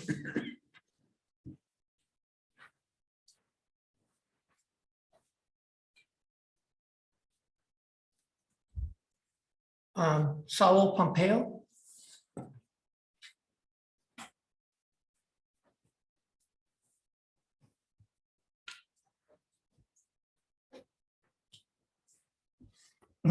Good evening, sir. Good evening. I'm Saul Pompeo, and I'm the owner of Restaurante Pompeo. I work here for the last 15 years. And I want to say something. For the Americans, one of the most important possessions is their own car. Doesn't matter if people with low income, they want to keep their car. Sometimes the people with low income, they take more time to fixing their cars. And they need to have the space to keep her own car. I remember my father, he lost the vision, but we don't sold his car until he passed away because it's part of us, our cars. How they propose these people doesn't go to have a cars. Everybody have to have the right to park his car in her own house. Even the senior citizens, maybe they don't go to drive anymore, but they want to keep their cars. This is another section. If the complex don't give the space for park her own car, they go to park their own car outside to the complex. And we already have many problems to parking in downtown Troutdale. Some of the business, like Tim Cigars, like Ali, they already moved away to downtown Troutdale because the guests don't find parking. And if you're driving downtown at nights, every single empty building at night is the house or a homeless. What do you guys pretend if you pass this? We have more empty buildings because we go to lost parking. Already in the last 15 years, we already lost many parkings for the new rules, handicaps. Now they want to put bicycle parking. I don't know why. I never say in 15 years, nobody go to the hair salon in bicycle. But anyway, they go to buy a bicycle parking. They already build a parking for bicycle over there. And in 3 years, I never saw one time, one person parking the bicycle in the more at night work like a homeless house. Anyway, we have a parking problem. And the people with the new complex, they need to have the right to park their own car in their own complex. That is my opinion. Thank you. Thank you. Sherry Winters.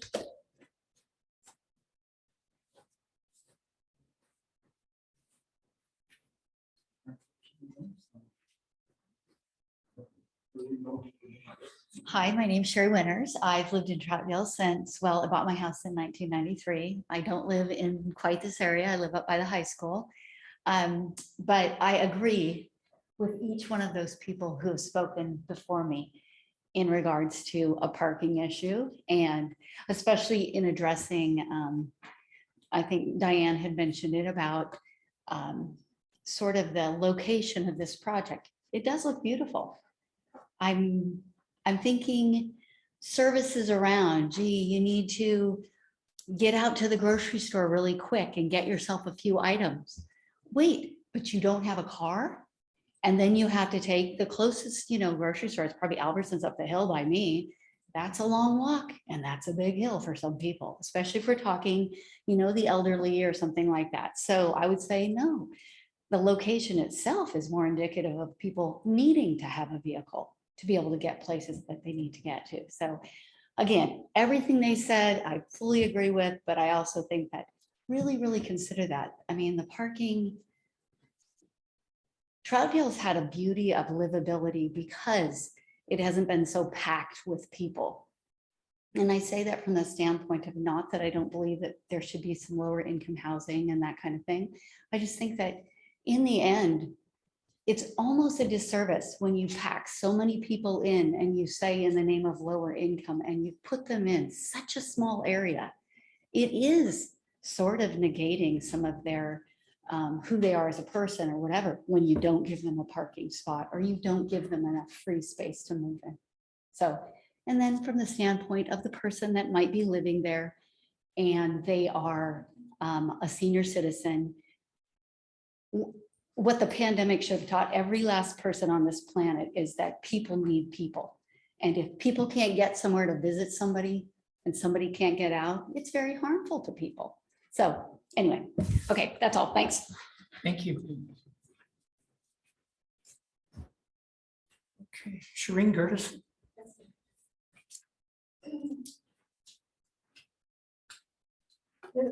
all the previous people spoke just as well to issues that I've been concerned about. My main concern is one, density. 'Cause I think, yeah, it's nice to be able to house as many people as possible, but I don't think it's fair to the person that lives there if they live in a closet and have no place to park. And, you know, have to take the bus to go buy their groceries. I just think it's kind of a cruel arrangement, even though it strives to be good. And my other concern is, I live on 4th Street. And I don't understand how this, I can't make it out from any of the drawings, how people are going to use 4th Street that live there. How is this going to happen? Is there a road that comes through the park, There will be an entrance to the complex on 4th Street. so everybody that lives there could conceivably drive down 4th Street to go to their apartments? I would not believe so, no. And why is that? Based on the topography of the site and the way it's designed, I don't believe, correct? There will be an entrance from, the main entrance will be down on Kendall. Right. Yeah. And then, Okay. You can use the one on 4th. It's in and out on 4th and in and out on. Wait, please. they're raising the same concerns I have. It's a narrow street. If one house has a party, nobody has a place to park, and I'm not exaggerating. Because we have neighbors that like to do this. You know, when it's once in a while, you can forgive it, but when it's every day, no. Why, you know, it's not a road built for, it's not wide enough to have parallel parking on both sides of the street. That's why there's no sidewalk on one side. There is no room. And that's what I have to say. Thank you. Adrian Costa.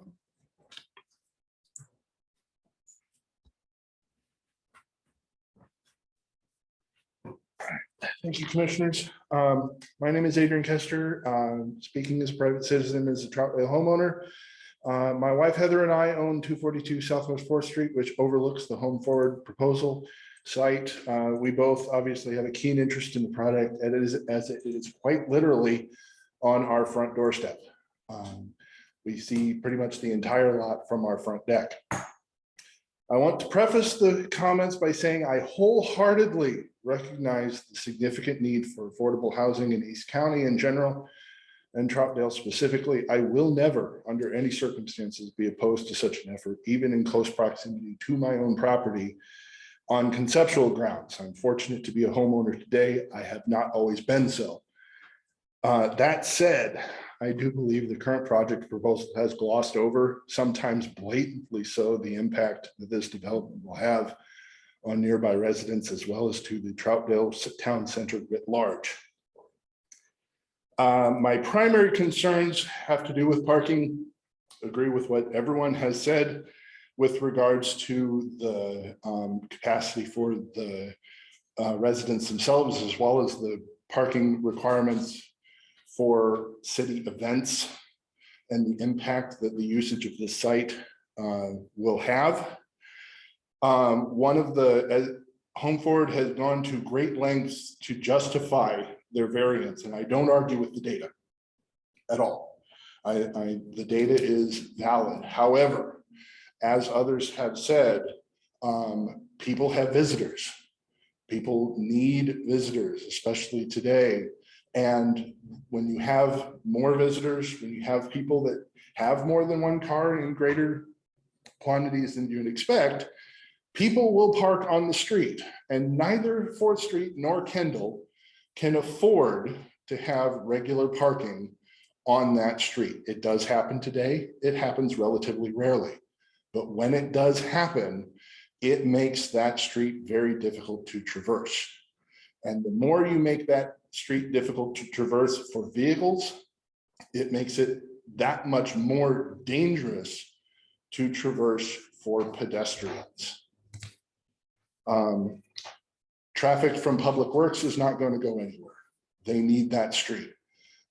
City cleanup events, which everybody values. It's a wonderful service that our Public Works provide. Turns 4th Street into a parking lot on those Saturdays when it happens. And if there is additional traffic, nobody's going to be able to use it. And we're moving on to traffic. I don't think anybody would dispute the idea that a large number of the trips that are going to be generated by residents in and out of this complex are going to be aiming north. And people will figure out very, very quickly that it is going to be much easier to go north when they come up 4th Street and try to get and go north that way than they will trying to come out on Kendall or 2nd. Just because of the distance between the Buxton and 4th from the intersection. That's just the reality of how traffic works. The farther you get from the choke point, the easier it's going to be to make that left-hand turn going north. And so that traffic on 4th Street, I think, is going to be far greater than people realize, which is just going to compound all of the issues with regards to traffic on that street.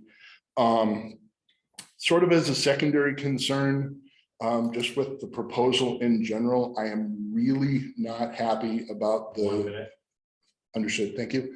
The things that were left off of this proposal and had to be included as conditions of approval, things like the tree study, utility studies, that kind of thing. As long as this is going on, these should have been included. Yeah, my biggest concern is not that it's here, is that it's scale. I think it is missized for the property and is not in the best interest for land use for the city of Troutdale. Thank you. Thank you, sir. Jim Gertis. Thanks for allowing me to speak tonight. I don't want to sit back here because I want to be able to project what I've got to say with my diminished voice to you guys and those guys. Yeah, the problem is I need you with the camera on you and the microphone. Okay. So if you would. Does this thing have a, I'm hearing disabled too, and I'm having a lot of trouble hearing you guys in here. So let me ask, are you hearing him okay, everybody? Okay. Okay, good. All right. That's good. I'm a neutral on this project to begin with. I only have a couple of issues that I want to talk about, and one of them is parking. I want to challenge you guys to look into the concept that they have the right to take over those 4 or 5 parking slots on 4th Street and the one on Kendall. I don't think that you can actually offer that to this project and say these are going to be your parking spots on that street and include that in your inventory of parking. I don't think you have the right, and this project does not have a right to have like a sole access to those lots or some kind of a preference of any kind of a preference. And in fact, there should be, if they get those lots, those parking lots, they should have rules for how long they can park there, what kind of cars they can park there. Can cars with no insurance, no licensing park there? We got cars on our street right now that don't have licenses. They've been parked there for a year or two. No, Officer Storgy is so busy, he can't even take care of what he's got. Now he's gonna have this another project down here of cars from people in that project. They're gonna have old cars that they never use, and they're just gonna put them up there on 4th Street. I think parking is an issue still, and you guys are gonna have to take that pretty serious in your final determinations, what you're gonna do.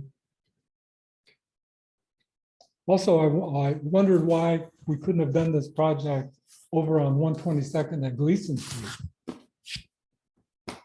You know, the Multnomah County had the land to build the same project over there. The sheriff's department had a project, they had the land where their old offices were. That thing's been sitting there for years and nobody's using it for anything. And here we have a plot of land in the heart of our city that we're gonna like tie up for the next 60 years. And we're gobbling up all of the opportunities for our children and people in the future. Nobody's advocating for those people. In the last 10 or 15 years, we've just it's like a whirlwind. We're going through and trying to gobble up everything that's out here. We're going to take it down and put something in it now. And what's for the future? So that's kind of some of the ideas I have. I don't know if you guys read any of the comments that I sent in. Good. I'm not going to get into all this stuff. So I'm done. All right. Thank you. Thank you. Thank you. Okay, anyone else wishing to testify? Going.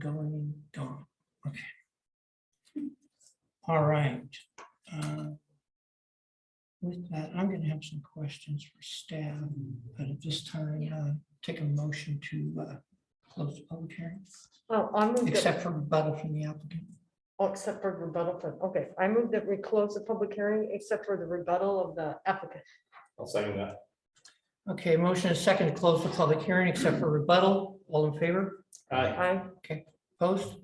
All right. We'll start. Okay. First question that I had was, I see that Jessica Berry is on the call. Where is she? She's just left. Did she? Yes, unfortunately. Dang it. Okay, so I can't ask her what I wanted to ask her.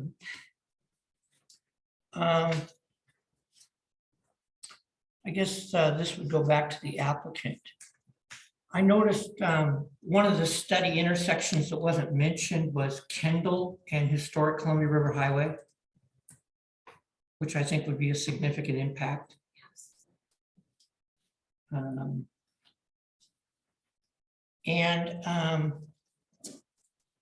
On your parking assessment,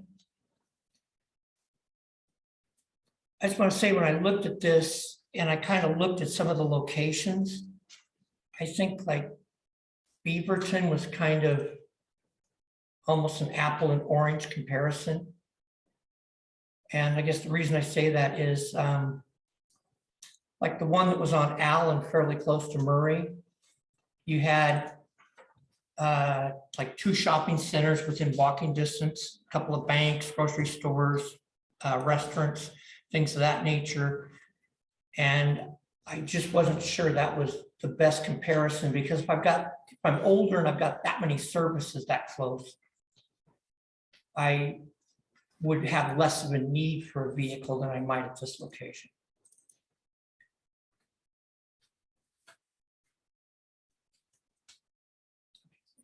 Did you want to respond? Sorry, I just want to make sure. Did we respond to your questions as you're asking them? You can respond when we're done. Okay. When you're all done? Yeah. Okay. Did you have anything? No, not this time. Commissioner Wilcox? The applicant? Yeah, I had a question. Who is there a government or some entity that's calling for a driveway that opens onto 4th Street? I mean, couldn't that be a fire gated driveway like they have at Eagle Ridge on 2 sides of their property?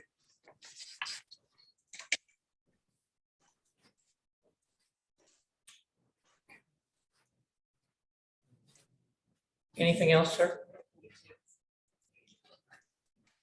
No, that's it for now. Okay. Commissioner Allen? Anything for the applicant? I don't think so. The only thing that was in my mind is why the site location, far from a grocery store, sitting on a hill. It just seems like a bad choice. But I take it it's probably because of the price.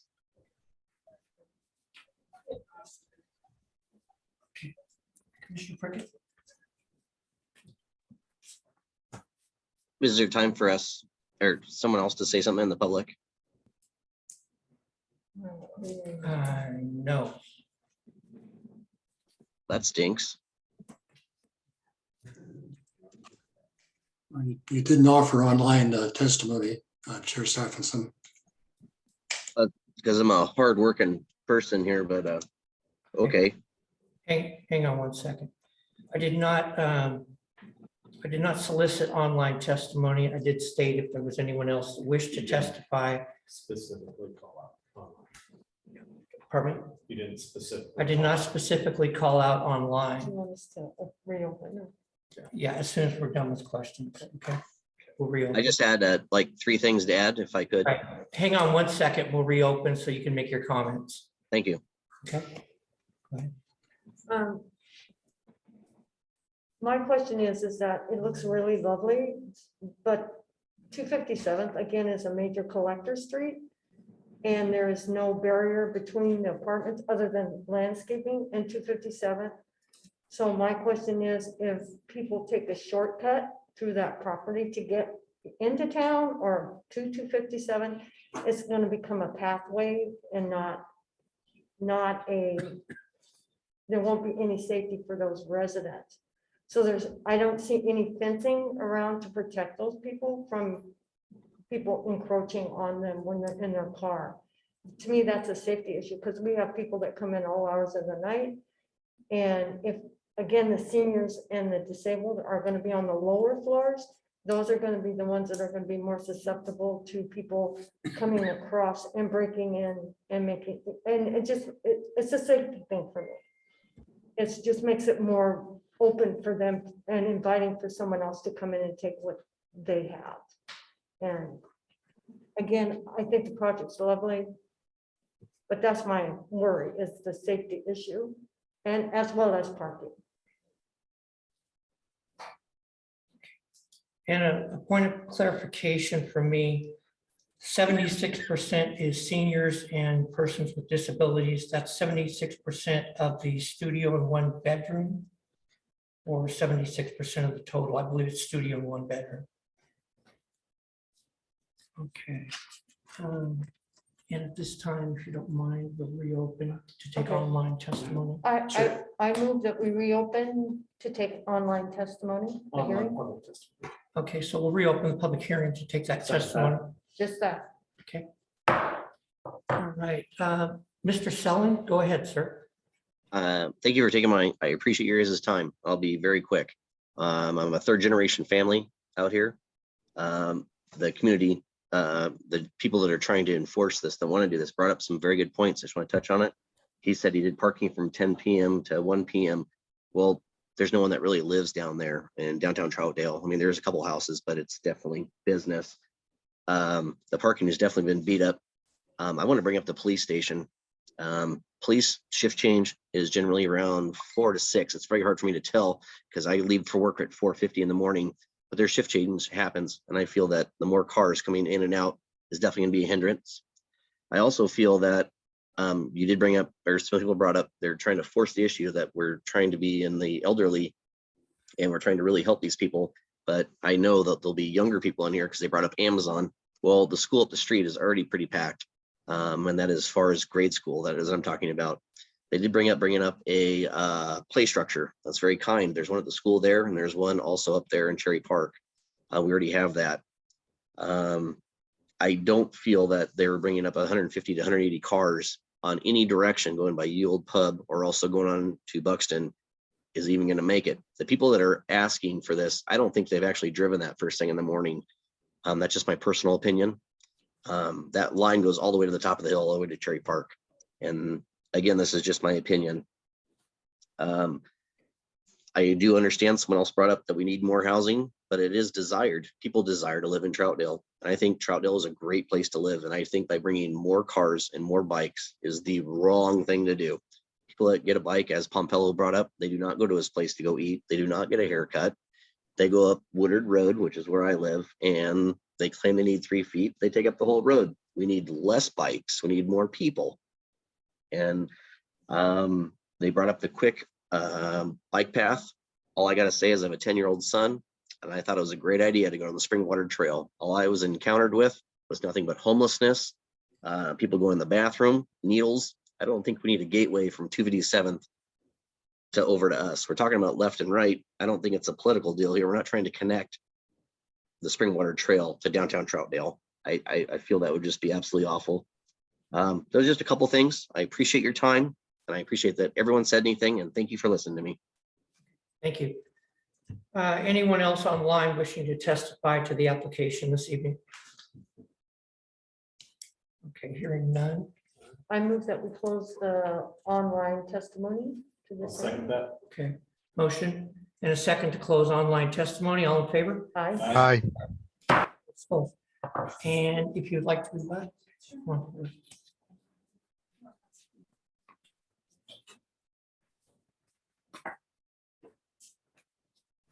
Thank you for having us again. First of all, I'm not quite sure I caught Jim. What's your Gertison? Thank you. Mr. Gertison made a comment about how he was concerned that we were that the parking on Kendall and 4th Ave were going to be solely for us, and that's not accurate. I just want to be clear that that it's a code calculation how we count the parking spaces. It's not that they'll be used solely for us. So I just wanted to clarify that. Now do we answer your questions? Sure. Okay. You had a question about 76% of studio and 1-bedroom units. So based on Home Forward's current housing portfolio, that's similar, that are sized studios and 1-bedrooms, 76% of the people who live in those are elderly and or disabled. Everybody clear on that? Okay, just wanted to clarify that. You had a comment about the parking study and wondered, and sort of that the Beaverton comp was not ideal. Yeah, we looked at as many affordable housing in the area, and we kind of run out after the 5 properties that we showed. So we concentrated on those 5 properties because they were in Troutdale or Fairview. And then we looked at studies that are other affordable housing units that were similar on like a single bus route nearby. But you're correct, maybe that one comp was not as good as it should be as the other ones, but that's why the concentration was on the other 5. I think the next question I have in my notes was Commissioner Wilcox asked about if the 4th Street could be gated. And I think, I think it's a fire access issue. We did a lot of studies early on in terms of access to the site and how to lay out the buildings. On how to access the buildings and the site itself. One of the things we had talked about was limiting access to 4th and putting a fire gate there to require, basically make it emergency access only. In our conversations with the city and the facilities department, they requested, and it's actually in the staff report, a requirement that we provide an easement through the property for equipment in emergencies. So that's kind of where we landed on having it open. If they require an easement and access, it opens it up to everyone to be able to use that. So that's why we are where we are currently. The next question, I think, go ahead. Yeah, there was, I think, a question on the traffic and the different areas that were studied in the traffic study. So that was a kind of an analysis. We didn't do a full transportation impact study. And as a condition of the permit, that will have to be done. And that was brought up in the staff report. So we have asked Global Transportation to do that full transportation impact study, and it'll show those different intersections that are requested by Multnomah County. I don't know if I'm allowed to ask a question back to someone, which is just a clarification to Shirley. Yes. I did understand the comment about potential access from people on 257 coming up onto the property and creating unsafe conditions. I was just curious, you don't have to answer this, but identifying that, again, with the city, the planning department and looking at the goals, having that pedestrian right of way easement through the property where Ken Burkwick second currently is, creates, there's a desire on the city's part to have a direct connection down to 257 along that north edge of the property. So we've been maintaining that. You see that would be where an access point. Yeah, that's what I thought, but I was also thinking about other places up the way, if there's access to that property without any kind of barrier, they might not.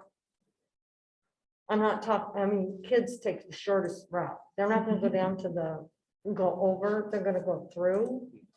So, and not to say that they're gonna do anything wrong, but there needs to be some kind of a barrier of some kind.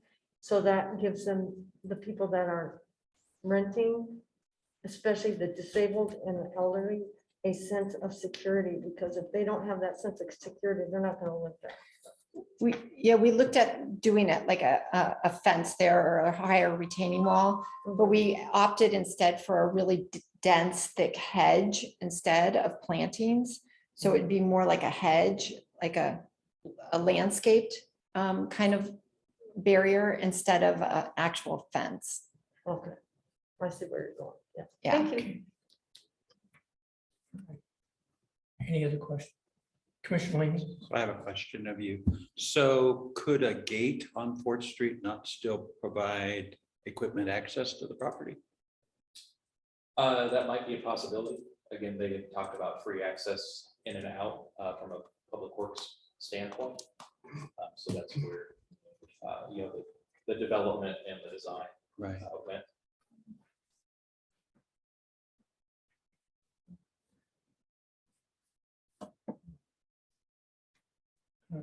Any other commissioners? Questions? Okay, thank you. Thank you. We are to deliberations.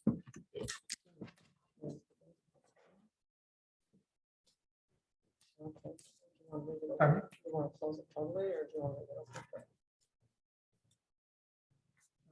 I think the applicant's done. I think we're close. We'll do that. Didn't hear you, I'm sorry. Close the public hearing. Yeah. Okay. I move that we close the public hearing. I'll second that. Okay, motion is second to close public hearing. All in favor? Aye. Aye. Opposed? Okay. We're closed. All right. Sir, Yes. few notes. So in obviously, parking is a big issue for our community. It has been for years, especially in our downtown, has been for years. Over and over again, we've seen testimony, heard testimony. It's very concerning. I would think at the very initial stages, there would have been more public sentiment sought out at the very beginning to what the community on 4th Street, community on Kendall, what they were thinking, what they were feeling, what they thought, and that public feeling sentiment would have been relayed immediately because it's so evident in our community. We, as a community, and we've heard time and time again, love the 2-space parking requirement. Community loves it, and I don't think it's going anywhere anytime soon. Also, I think it's also on the parking study. I think it's very concerning when you look down the 5 complexes. The very closest one, Troutdale Terrace, has the highest occupied stalls at 1.49 directly across the street. And that may be a call out for being the closest here.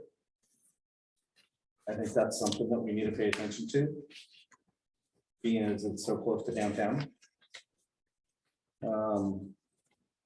At the very beginning of this, Ray said, he's very concerned about change for Troutdale and what the future brings. And I'm spot on with that as well. What does that bring? How many cars does that bring? How many more businesses does that bring?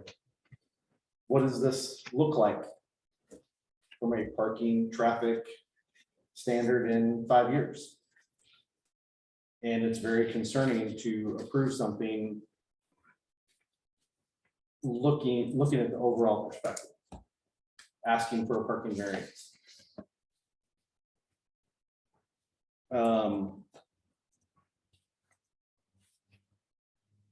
Small town feel.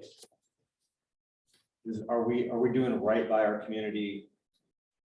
Would we be doing right by our community approving this? Is this a small town feel? We talk time and time again about keeping Portland and Gresham at bay. Are we doing the right thing, approving this? Is this small town feel? Is this doing a right thing for our downtown? Asking the question.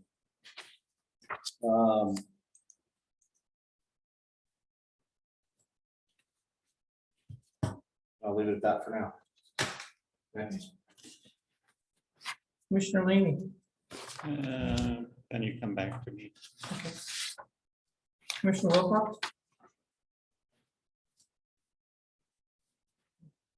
No, nothing for now. Okay. Commissioner Allen. So one of the concerns I have is we're talking about parking here. And we're talking about the bridge and whether or not we keep the easement.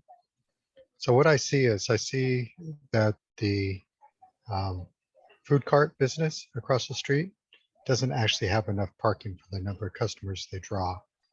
And so those customers probably would like a bridge, but they're probably going to want to park somewhere to get across that bridge. I mean, let's look at reality here.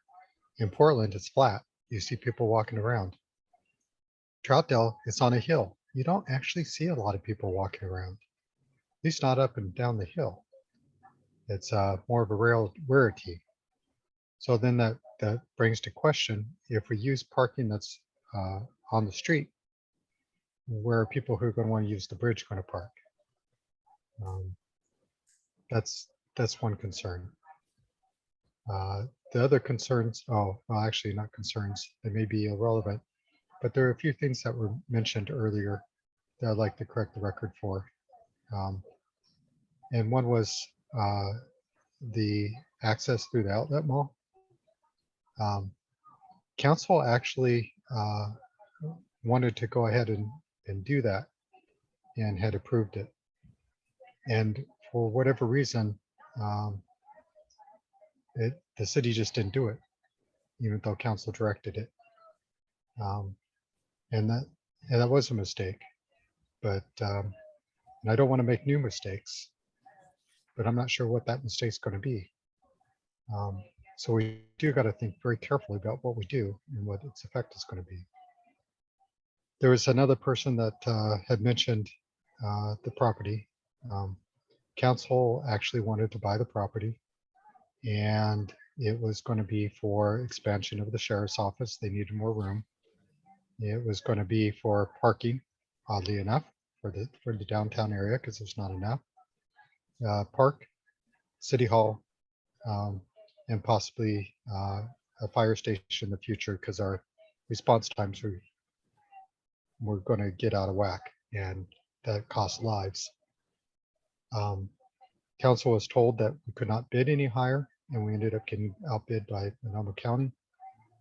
We were told it would be illegal, and the county bought it, but at least they bought it for expansion of the sheriff's station, which is part of what we wanted to do. I think that at this point, that's all water under the bridge and actually doesn't have anything to do with what's before us. What's before us is a whole new plan. It's a use for the property, and is not what happened in the past, but are we doing a good development? And when we do this development, does it have what it needs to be a good development for the people who are going to live there? And does it fit within the downtown area? Is it going to be a burden? those are the kind of things that we have to consider. I see the parking studies, all the pictures with a lot of empty spaces. And we see a lot of these parking studies and traffic studies, and they look great. But in reality, what we face is traffic jams, difficulty moving around. We go to visit our friends at the apartments and we're driving around trying to find a parking spot. So somehow there's always a disconnect between these studies and reality. And I don't know why that is. Maybe I'm apt to spend more time with friends when it's closer to holiday seasons, who knows? But I think we've all experienced that, to where parking is difficult. And I do get concerned when we start doing less than 2 parking spots per unit. And so I'm going to need some guidance from this commission as to what is prudent for us to be doing, fair to the city, fair to the people who are going to live there, and fair to the applicant. So I would really like to hear people's opinions on this. That's what I had. Okay, thank you. Commissioner Prickett.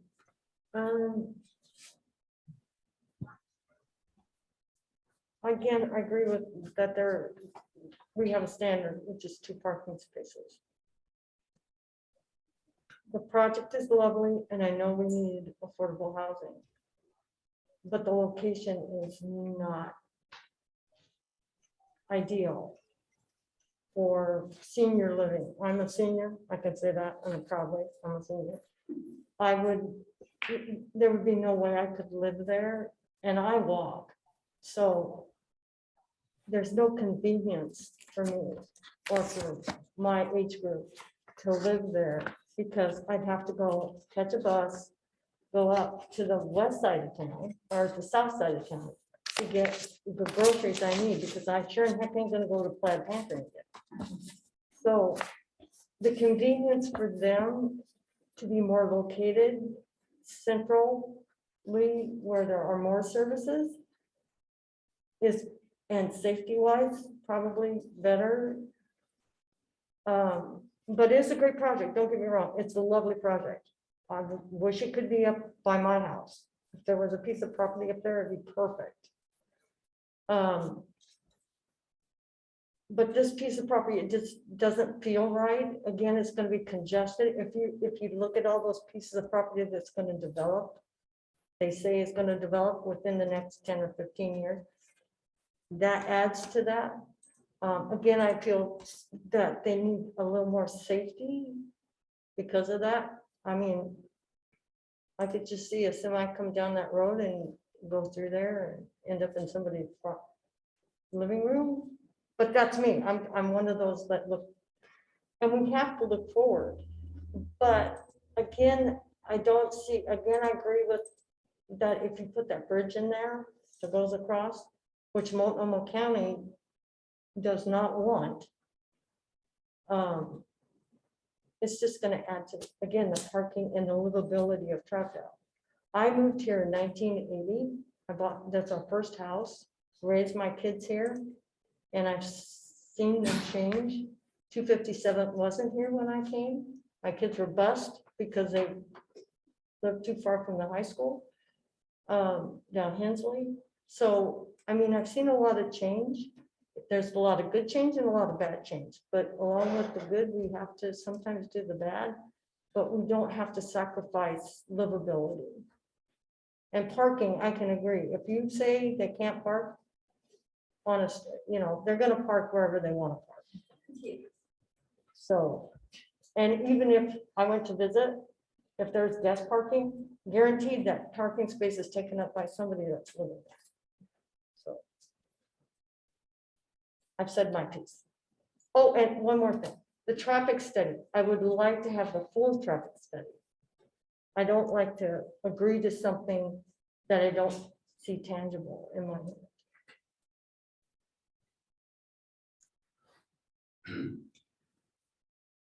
Mr. Chair. Coming back to me? Yep. Yes, it's back to you. Two things. I would like to clarify a statement that is printed in this paperwork. I was on the town center committee, And I believe there are error in saying that high-density residential was one of the preferred future land uses for this property.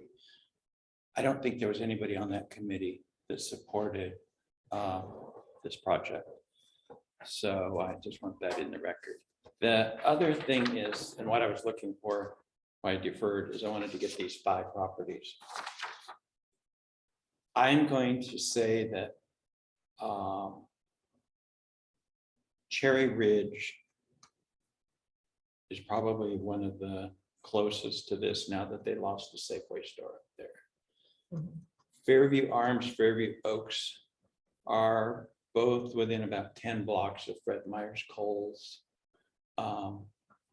multiple services. King's Garden, is that the one here on 257? No. King's Gardens in Fairview, Isn't, where in Fairview are they? off of, I want to say Sandy and Fairview Parkway. Okay, so they're down at the bottom. Troutdale Terrace is the one right across the street. Right, but I was thinking of the one, what's the one up here on 257th, King's something. past behind the high school? Oh, behind. I thought that was King's Garden. It could be, but that's not what I. Is that, do you guys know? The addresses are on the slide. Is that on 257? 257 is Troutdale. Oh, okay. But what is King's Garden? 2700 Northeast 205. Yeah. Okay, so that one's down the bottom. Okay. Yeah, because I was thinking it was King's Garden, which is close to Albertsons. So anyway, my point is that some of these are much closer to desired amenities than this piece of property is.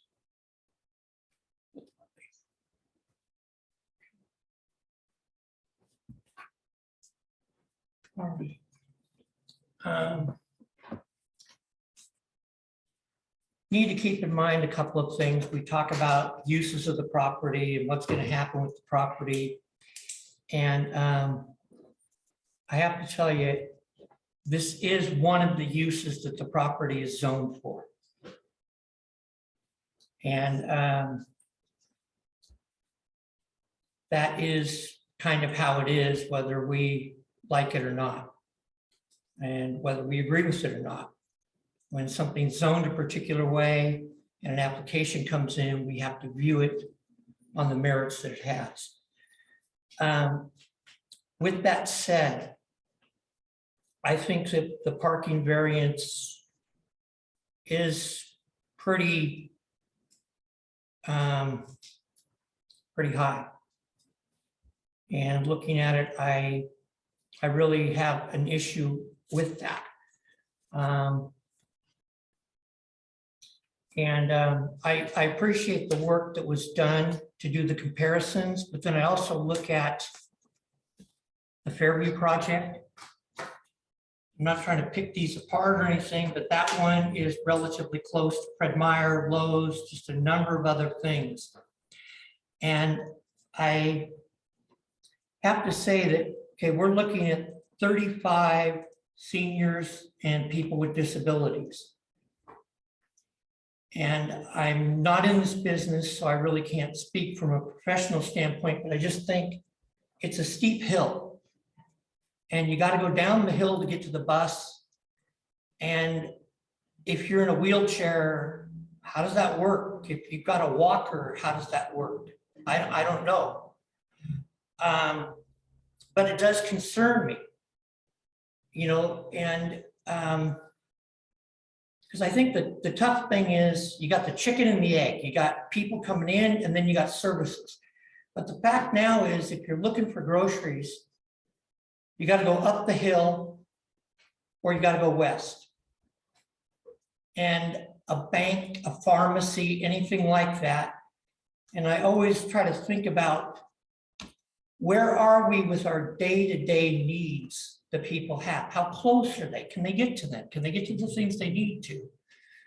And that, especially for seniors and people with disabilities, concern me. Looking at that, I just don't know how people would get around. And also, I'd have to say a couple of the variances I think are more convenience driven than need driven.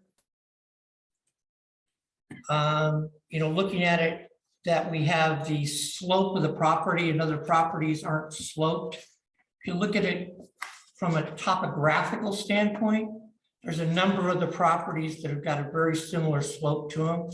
So I think it's more the characteristic of the area than it is that property in particular.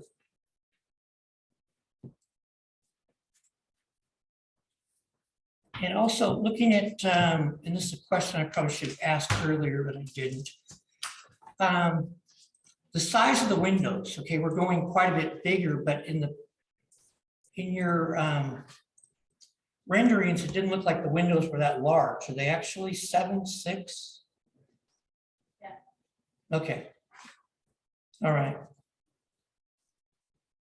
Because that's quite a bit bigger than the standard. Did we look at possibly going with additional windows? Or just the larger windows?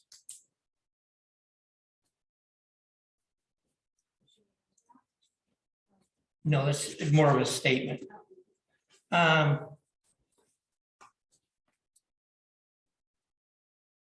So I think those are my primaries. I understand the bridge. And I don't really know that the bridge has got a very large bearing on this decision tonight. I think that parking and traffic do have a bearing on this. And I think those are the primary points to consider. Good. Okay.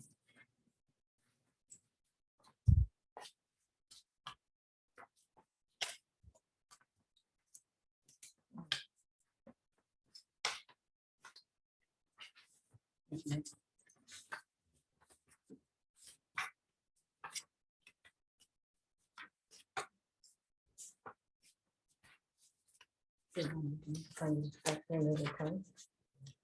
Do I need to find the fact one at a time?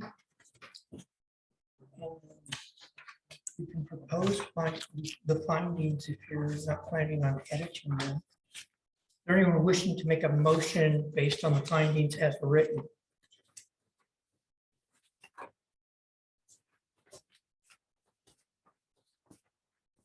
I'm hearing none. All right. Do you want to make some edits? No, Or should we just go for it? oh, yeah. We gotta find it.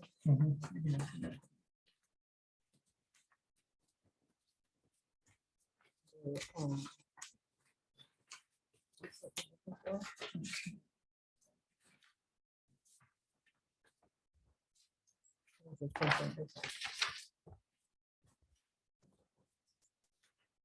Yeah, I think there's two things. This one.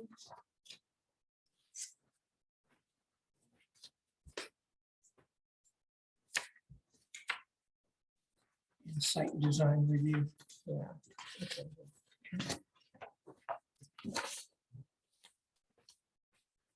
So do you guys want the variance first? Yeah. Okay. Are you asking me to do this? How do you want us to do that?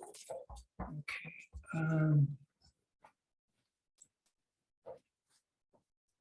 I believe, and you guys can argue this if you want.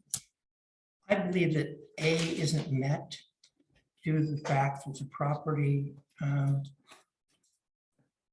not significantly different.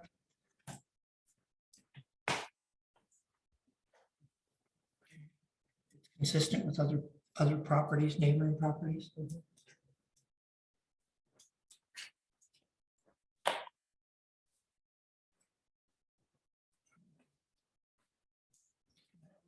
Which one to start on? Sorry. A, finding a fact for the variance. Okay. I also think B, that's two We believe that's too much of a variance for that property.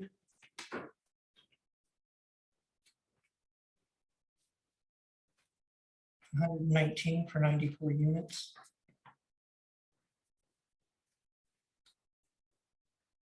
Because I think the property, it could be developed possibly with less units if that was a choice.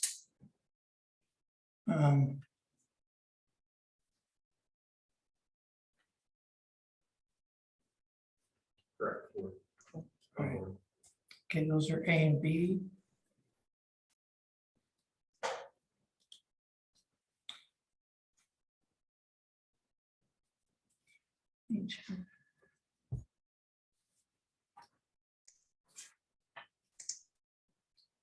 I'm not sure if C makes it. I don't think C, I don't think it's meets C, does it? Pardon me? I don't think it meets C, does it? Yeah.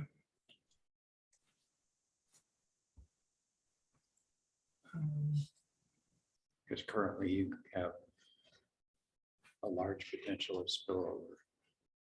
You do. And I don't know that the variance to that level is the minimum standard Right. that we would need to do, that would be necessary. It looks pretty nice.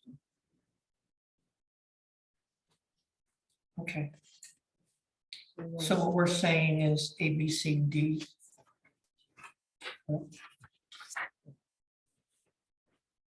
Okay, you guys have that? All right. So do you want to move it up tonight? Pardon me? Do you want us to make a motion to deny it? Or what do you wanna do it? You deny it based on those criteria. A, B, C, D, and E. A, B, C, D. And you want me to write that out? Okay. This is Commissioner Allen. Yes, What was, Carol? I was looking at the different options. What was the option D idea? Is that just fewer units so the parking matches out? I don't think there was an option D for parking. There was an A, B, and C. Yeah, C. would- Yeah, when I first saw A, B, and C, I was thinking that maybe there should be another option. So that's what got my attention when option D was mentioned. No, Maybe there should be. With D, it wasn't option D. It was the criteria for the finding of fact for the variance. Criteria. Oh, okay. Okay, Okay, yeah. all right, So I guess that was wishful hearing. okay. So do you want me to specifically read each one of these out? As we do? How do you want to do it? I'll write it out. So Chair, Yes, I think we do have an option to share with you. If there could be another option, is there something that we could show? at this point, Well, or do a continuance of the vote and show it at the next. you would have to continue, ask to have the hearing continued at this point, correct?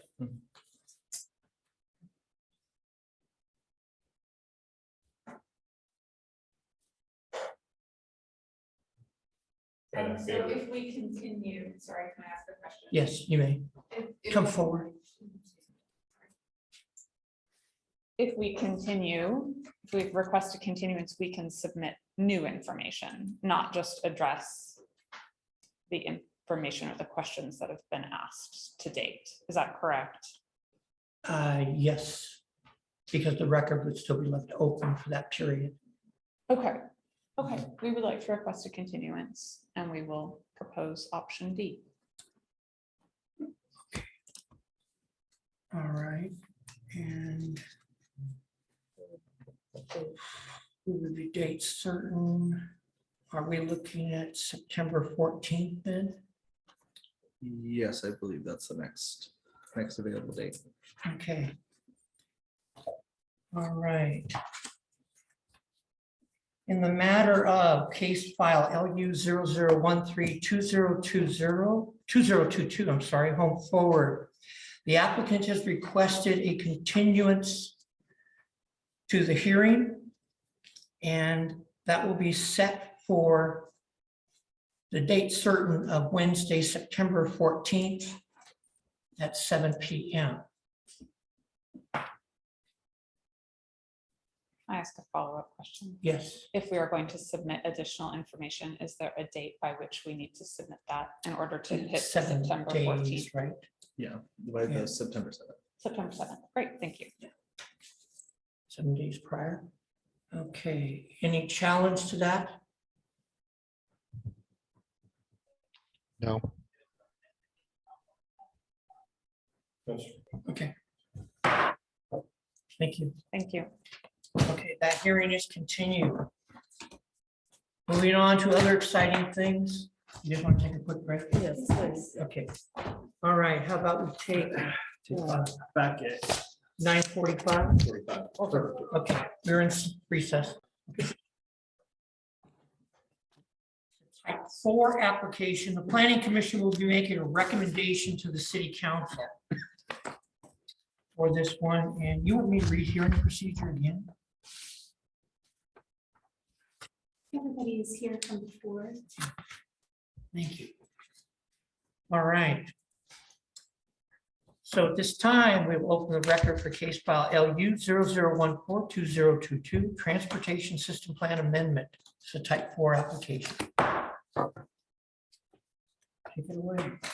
Right, thank you.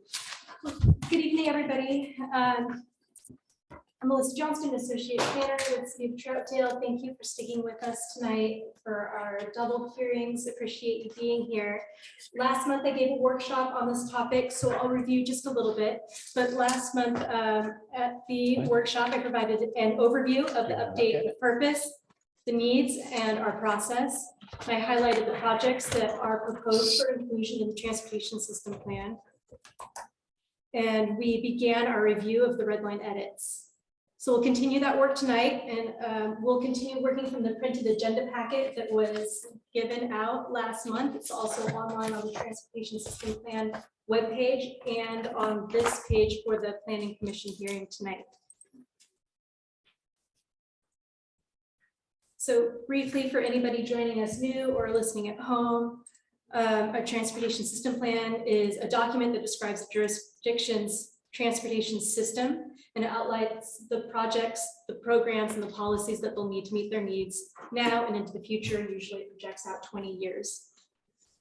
Cities and counties in the state are required by Oregon's Land Use Goal number 12 to create a transportation system plan, and these plans are a component of the comprehensive land use plan.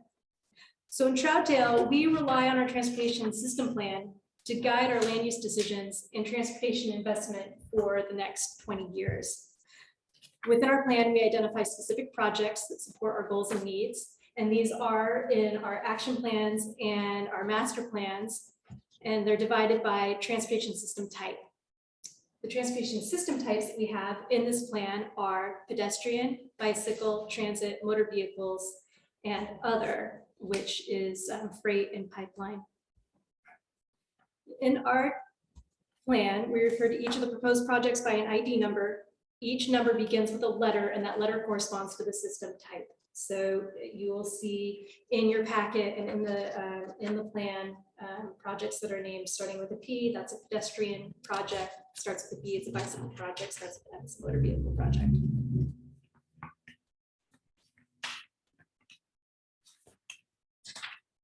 Overall, the layout of the plan is not changing. We have 5 chapters: executive summary, goals and policies, existing conditions, future needs and improvements, and financing and implementation are the 5 chapters. You'll find most of the updates in chapter 4. These are where the new projects are proposed, although there are some updates in each of the other chapters.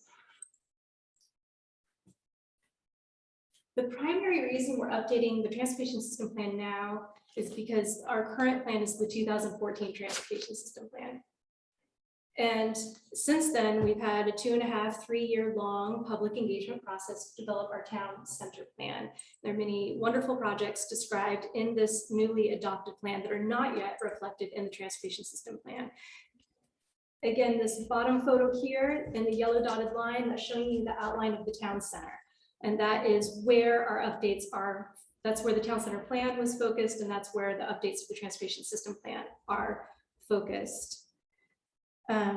One reason we'd like to include projects from the town center plan now into the transportation system plan is so they can be, is so the city can seek grant funding for these projects, or so we can require our developers as they develop land to build these projects or contribute toward the funding of these projects. So adopting these projects in the transportation system plan will help us pursue these projects when we choose to. We do not need to pursue these projects immediately for construction or funding or development, but inclusion of these projects will allow us to pursue them in the future. It will give us the option to seek funding or require applicants to build or financially contribute toward them.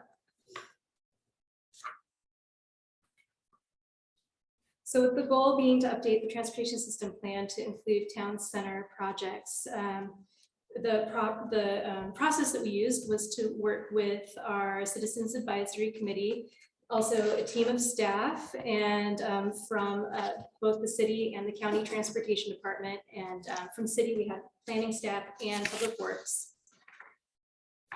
We met 6 times with the Citizens Advisory Committee to discuss, and at these meetings we considered whether each project from the town center plan that was not already in the town transportation system plan should be added as is, or added in a way that is modified, or maybe with more refinement. We did hire a consultant firm to help us along with this process. We were working with Gittleson and Associates, and we do have our staff, Matt and Amy, here with us tonight. They will help me field our question and answer session. And they also helped us all along the way with meeting facilitation. They drafted the technical memos that were reviewed by the Citizens Advisory Committee, and they have worked on producing the draft updates that are in your packet. The finished product after this hearing, when we adopt, will be the 2014 Transportation System Plan amended in 2022. And so I mentioned that because the plan covers 20 years. So this plan, the shelf life of it would be 2014 through 2034. So the length of the plan won't change, but we will have new projects in it. Here's a look at our transportation system plan timeline. We are now entering into our public hearing phase. There'll be 3 total. This one, the Planning Commission will formulate our recommendation for council tonight. Then council will have a first and second hearing. For the hearing on the 27th, we're also planning to have Gittleson and Associates join us and again help with questions that come up at that hearing. So these next few slides, I'll show you geographically where the new projects are proposed. Again, this is a view of the town center area. And the projects that are described in the town center plan are opportunity corridors and opportunity sites. We continue using that naming through the update process. And this was one of the first attachments in your planning commission packet. And this is the TSP update needs. It's a quick reference chart. It's a 2-sided page. So the first site corresponds to the corridors in the town center plan. The second page, the back side corresponds to the opportunity sites in the town center plan. So we're looking at the first site here with the corridors. These are the corridors that have projects recommended for them and recommended to continue them into the town center, into the transportation system plan. On the map, again, you can see stars for the corridors that have projects or elements of projects recommended for them. So that's corridors A, C, E, H, and D.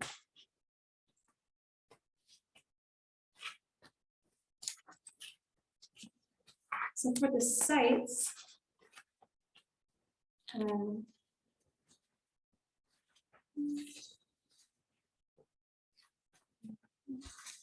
okay, so on the right side of the screen, you'll see them. Okay, well, this is the backside of that sheet, and there are projects recommended for site 1, a project recommended for 6 and 7 together, a project for 11 and 12, and for the confluence site. And so on the next slide, you can see the stars again on the right side of the screen show you where those projects are located.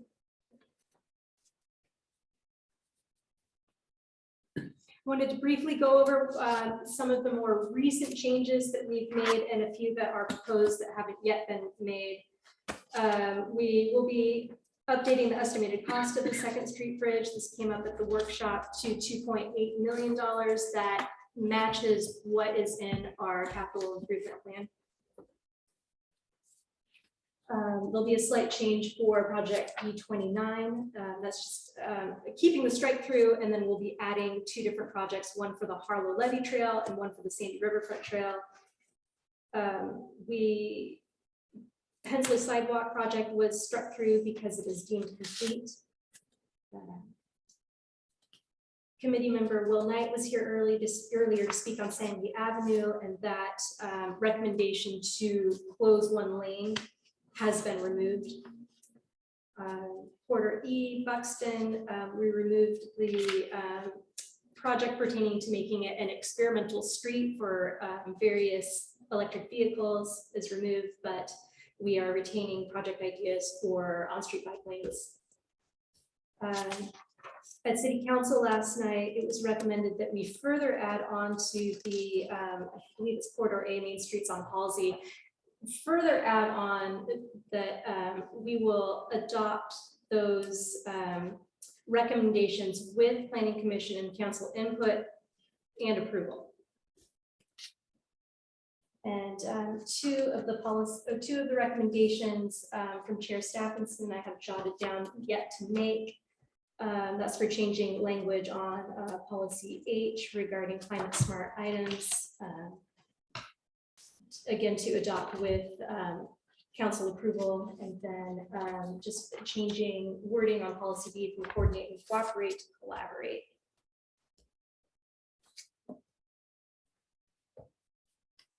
So again, we'll have a total of 3 hearings, starting with our hearing tonight. At this hearing, Planning Commission, you'll be considering your recommendation to council. This does qualify as a comprehensive plan text amendment. It's a type 4 land use decision. And then we'll have 2 more hearings with council. Public comment tonight is welcome. We have comment cards. If you haven't yet filled one out, you are welcome to comment again on this hearing. And we also welcome the comments in writing to City Council. That way we can include them in the agenda packets and review them ahead of time.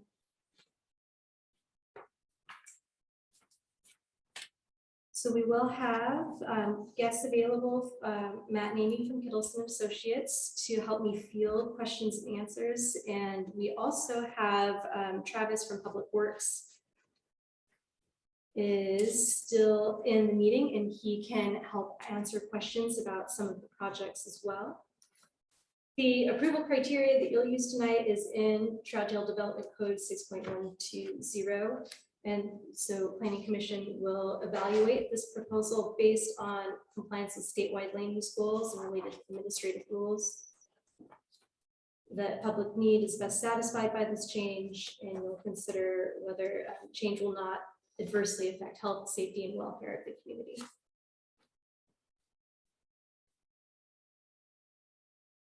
And here is an overview of the process that Chair Stephenson will lead us through. And then I have further slides here that I can call up on request if we have questions about specific projects. Again, if you wish to testify to this item, please fill out a card. And we'd like to limit the testimony to 5 minutes per person. And Matt and Amy, have anything before we get going? You guys are coming up, okay.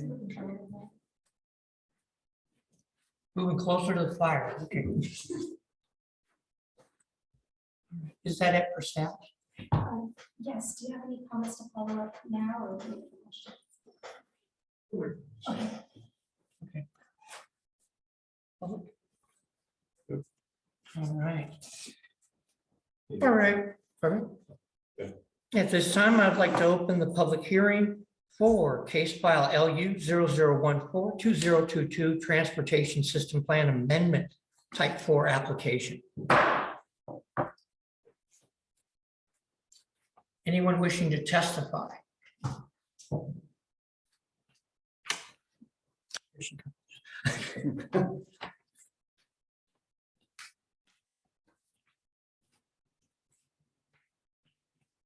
Hello again, Diane Castillo, White Troutdale.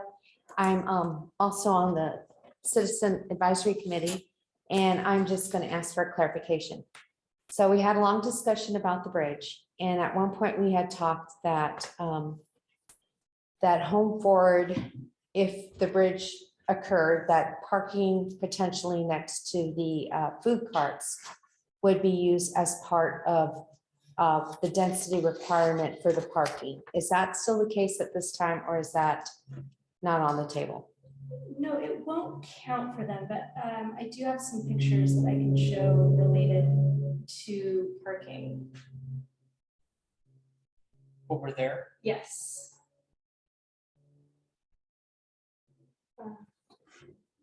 Let's show it out into 257. Okay, so we can see here the home forward site and then where the Troutdale food cart station is, and the prospective lot to the north would involve, I believe, a purchase. The city's looking at obtaining that lot, and then it would be 30 to 45 spaces created over there. Would those 30 to 45 spaces be any part of home forward, or would that just be the city providing some parking and then opportunities for use of confluence or whatever part of downtown they choose to? We haven't written this into the Okay, decision. yeah, because before we had talked about density transfer for home forward, so that I just wanted clarification on that. Another thing is, if this is, I know a lot of the CAC were not in favor of retaining the bridge.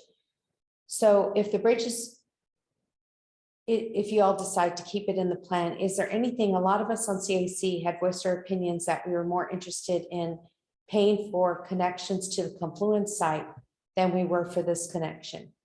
So is there anything that could possibly be added, or is just my statement is just part of the conversation of saying that in my observations, the CAC would prefer our monies to go towards the confluence site before it ever came to this bridge? Would that be it? There is an option. We have action plans and master plans. The action plan are more immediate projects that we would like to choose from. The master plan is all of the projects. So if it were on the master plan, but not the action plan, that would put it a little further back priority. And then it would be clearer to us as staff reading through the document in the future that we should select the URA's projects before Second Street Bridge. So currently, what plan is it proposed to be on? Can you help me out, Amy? I believe it's on the action plan. Okay. And that's the Thank only you. thing I had. Thank you. Anyone else wishing to testify this evening? Yes. And pile. Oh, and Amy can address that further, the Diane's question. It's currently on the action plan. It is. Okay. Thank you. Which one is on the action plan? Second Street. That's not the conference. It's on the action plan. Get on there. Who makes that decision? Sherry Winters, please.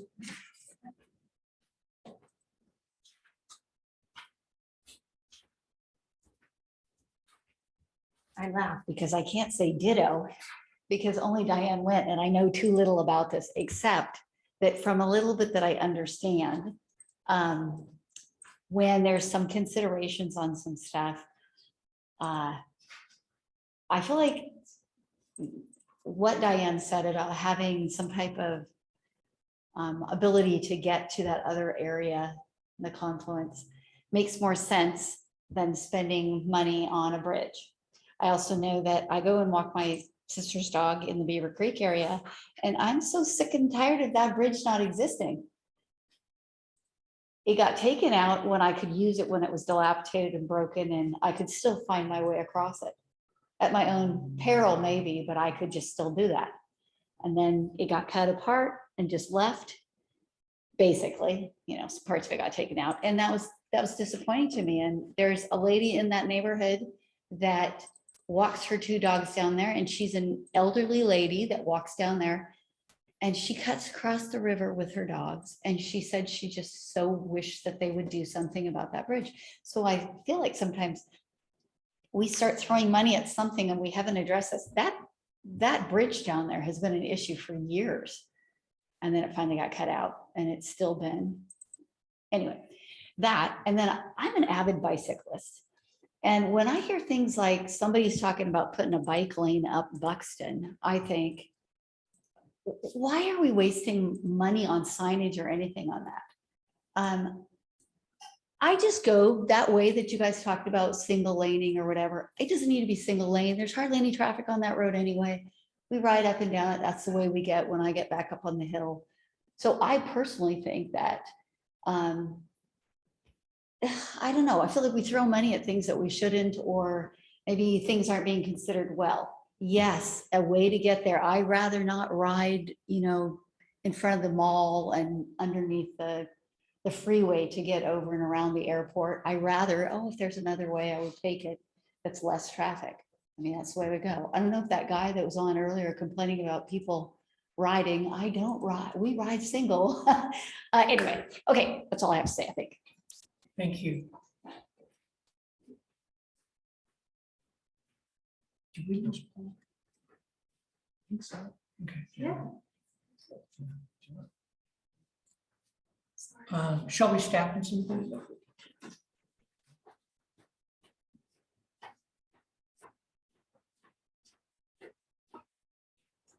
Shelby Stephenson, also from Troutdale. And I'm on the CAC, but I'm speaking as a private citizen. And I definitely don't think we should spend money on that 2nd Street bridge. I agree with Ray Young, the city manager, that, well, perhaps we could keep it as a possibility for the future. Don't vacate the right of way, I guess. Maybe that makes sense, but I think we need to spend money for our confluence area. So if we have money for a bridge, I think that's a far better way to do it than to spend money across the 2nd Street bridge. I think that's it. Thank you. Anyone else wishing to testify?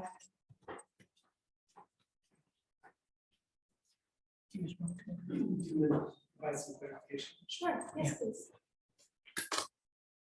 So just to provide a little bit of clarification on what is being included in the, well, first, there's two plans in each of these chapters of the TSP. One of those is the action plan. These are the projects that we would anticipate funding within the planning horizon, typically over the 20-year period. Then there's the master plan, which consists of all the projects that we had identified throughout the planning process.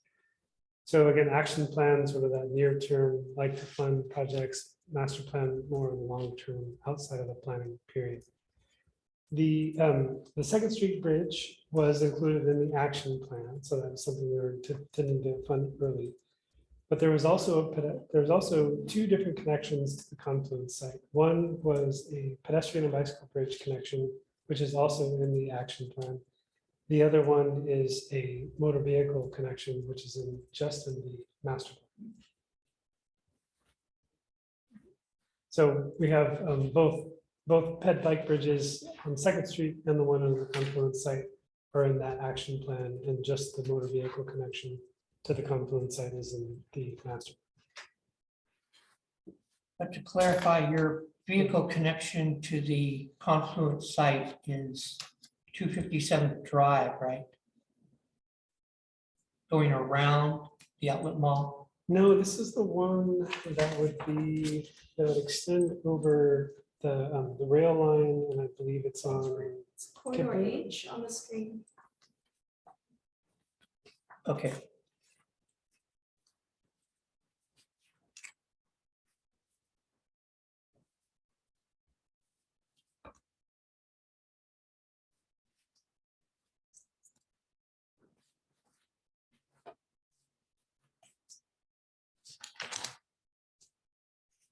Any other questions?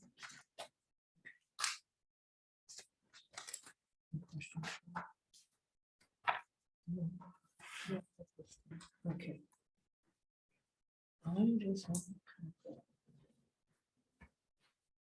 So we don't have down the motor vehicle access to the confluence through the outlet mall. No, we don't have permission at this time. Okay, but we're not putting that into the plan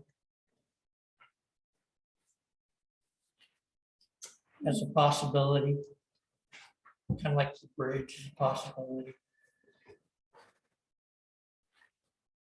I was just wondering, because that's always been the preferred method. Be going through the outlet mall to access the confluence site.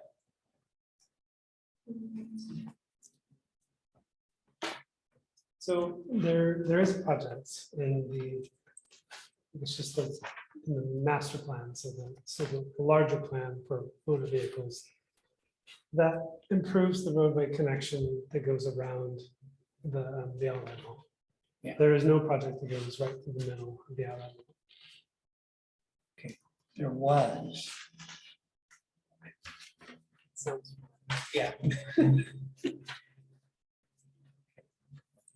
Maybe that could be resuscitated, I don't know.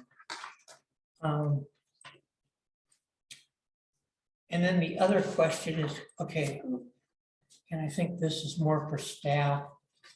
The 2.8 million for the bridge, Yes. is that the city's portion? Is that the total?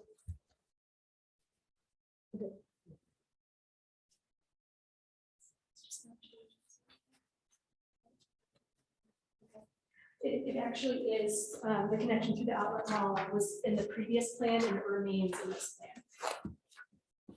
On local connectivity plan figure 4.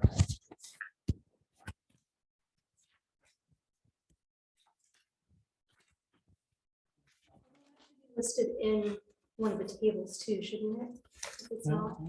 Well, we typically don't include projects for the local street connections. And so if that's what this is intended to do, is a local street connection. Then we're gonna do a project.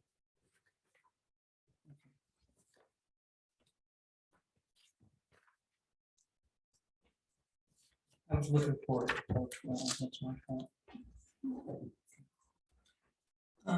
The 2.8 million for the bridge.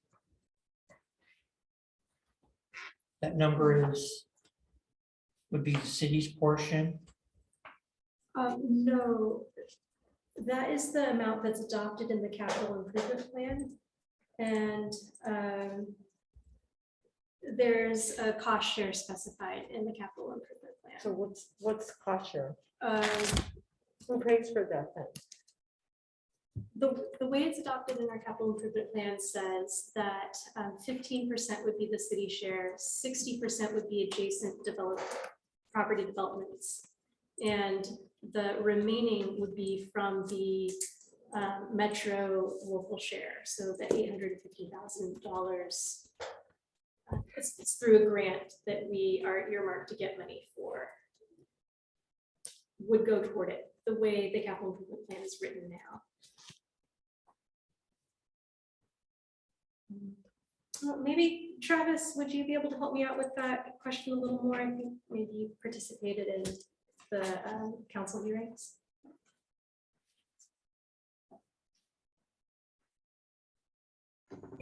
Sorry, having button trouble here. Well, I can't speak to the origins of the estimate or the shares. Those were developed by the previous planning director. Unfortunately, we don't have the benefit of his services right at this time. The estimates I think he developed in consultation with some consultants. I think the shares were based on some general concept of how that would be funded and planned out based on what kinds of developments were anticipated at the time that they were putting that together. and what types of strategies they thought they would try to employ to fund it. But that's about all I can really say about it. I don't have any more intimate knowledge than that.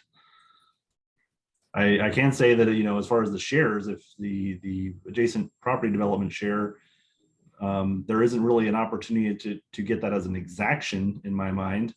The way that if you were going to have surrounding development contribute to that, it would most likely be through some form of LID or that type of funding mechanism rather than a traditional development exaction. I might follow that up a little more if I may. I think we aren't beholden to exactly the way the capital improvement plan is written as far as how we're going to fund it. I think it might be a little more likely that we're going to find grant funding for the bridge versus exactly as it's written right now. Okay. So if ours, if 2.8 million's like 15%, right? So this is gonna be like a total cost of somewhere close to 19 million, 18 million and change, So 19 my understanding is 2.8 million is the total estimated cost. of the bridge. Correct. What's it made out of? Well, it hasn't been designed yet, Chair Stephenson, so that's to be determined. It's 257th, it's not the River Kwai. Okay. So I just wonder, You're saying our portion would only be 420,000? no, 2.8 million. 2.8. Yeah. is the total, right? So ours would be 15% of, 15% of that, is that Should be correct? Sam? 420,000. yeah. That sounds about right. I don't have my calculator out, but that sounds about right. Okay, I don't see how they're gonna build that bridge for 2.8 million. all right.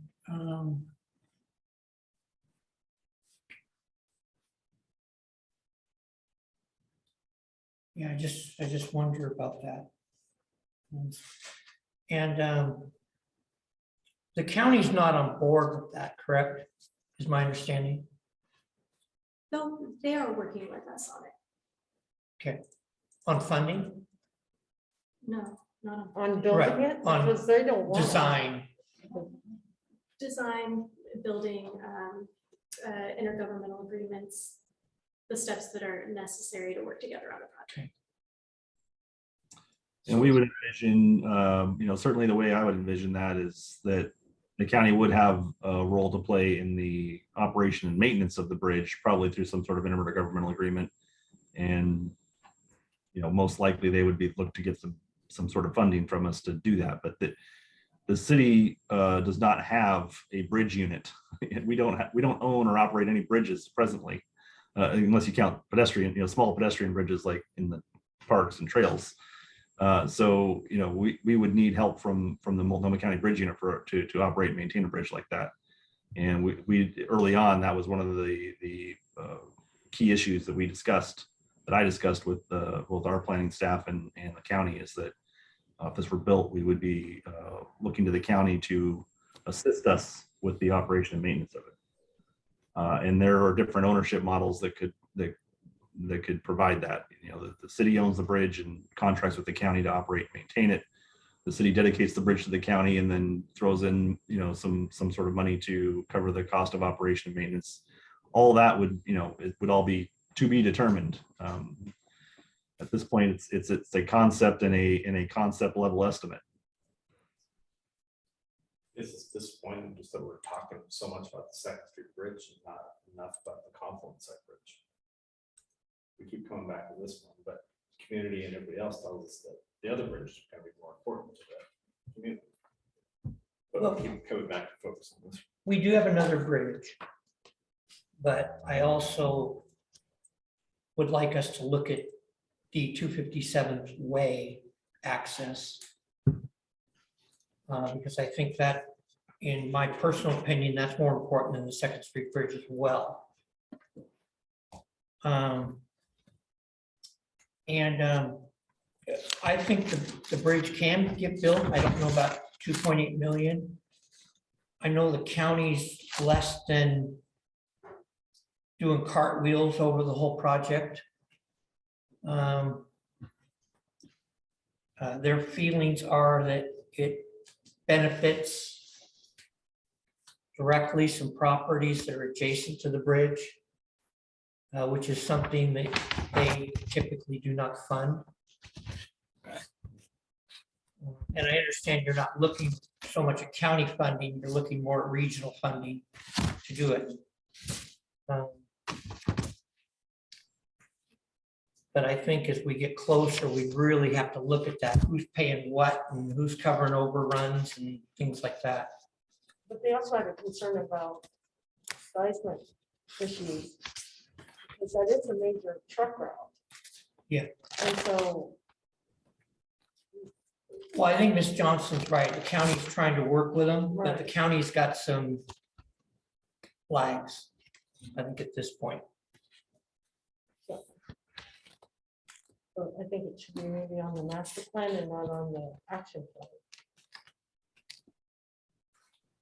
You'd be a proponent of moving it from the master plan to the action plan to the master plan, sorry. That would be a better, that would put it so it's not a priority, because I think, like you said, 257th Way and Confluence Bridge is more important.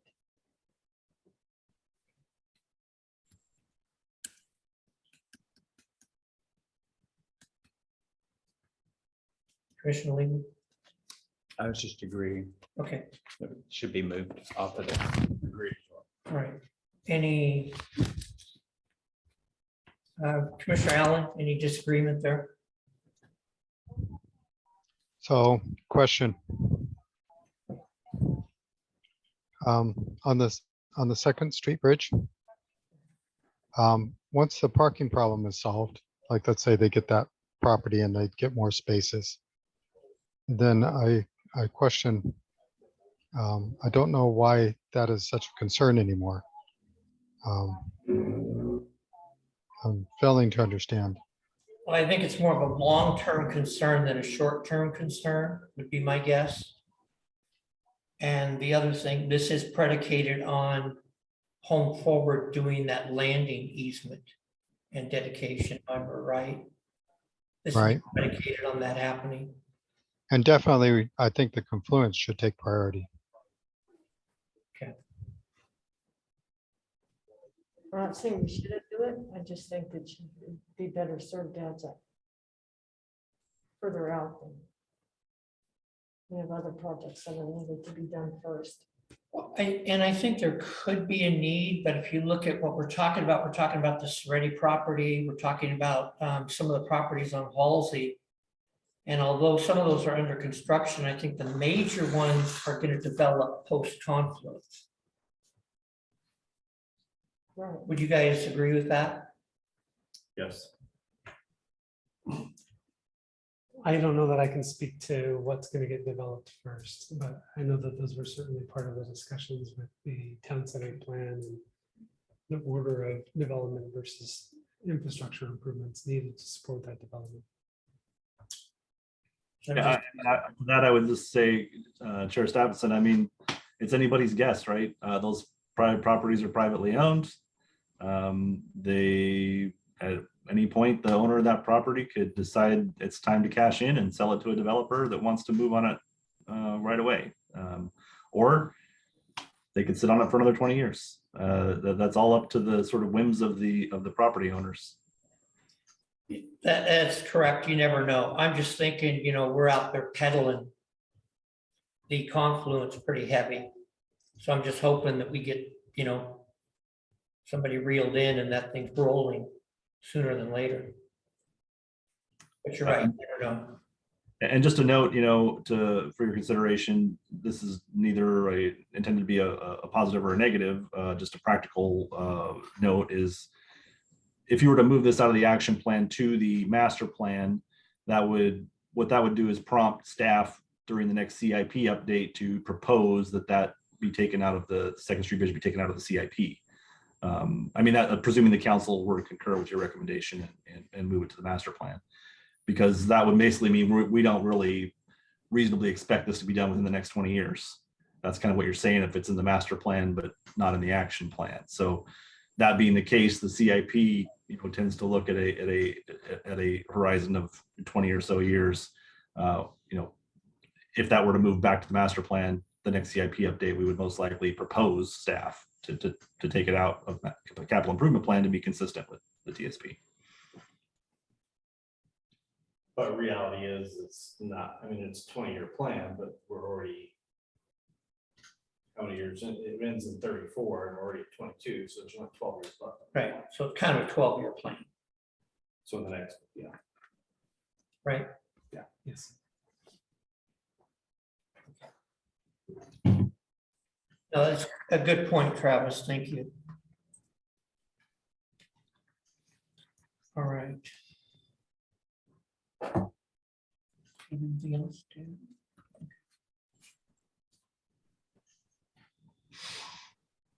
Any other changes, recommendations, comments?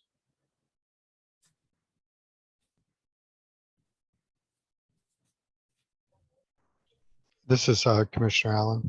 Yes, sir. So what I saw there is I saw that the Sandy Avenue was removed.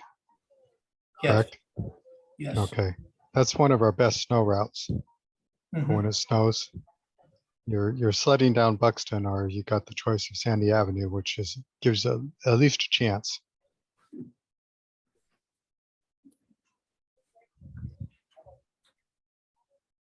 I'm laughing because I've seen it.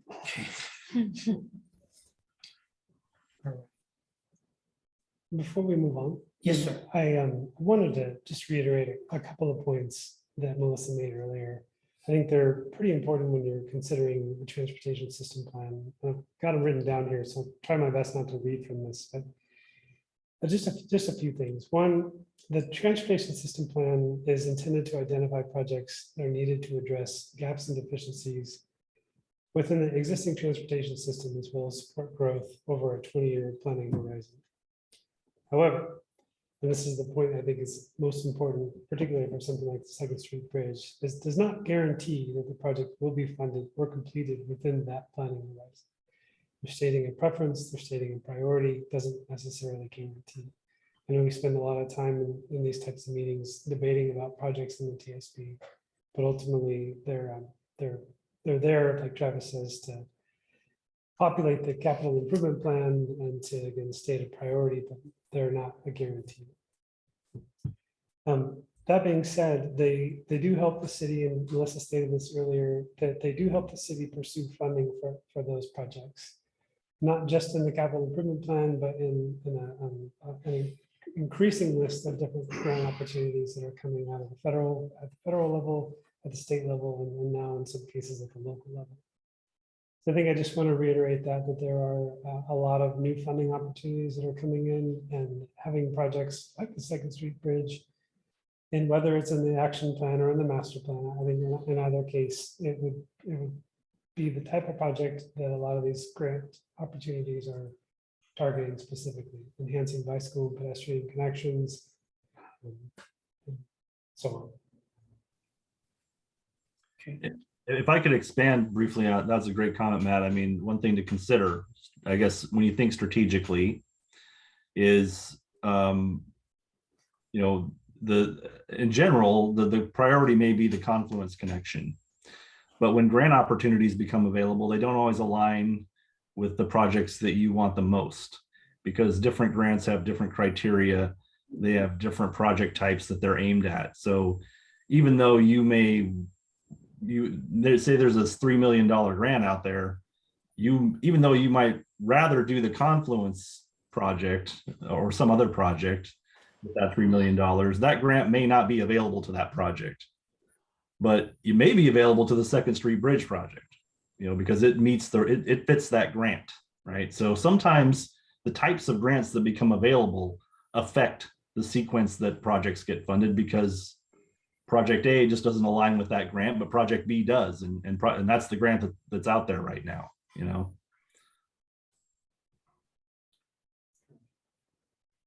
I don't disagree. Let me ask you this: if it's on the master plan versus the action plan, does that diminish an opportunity for a grant?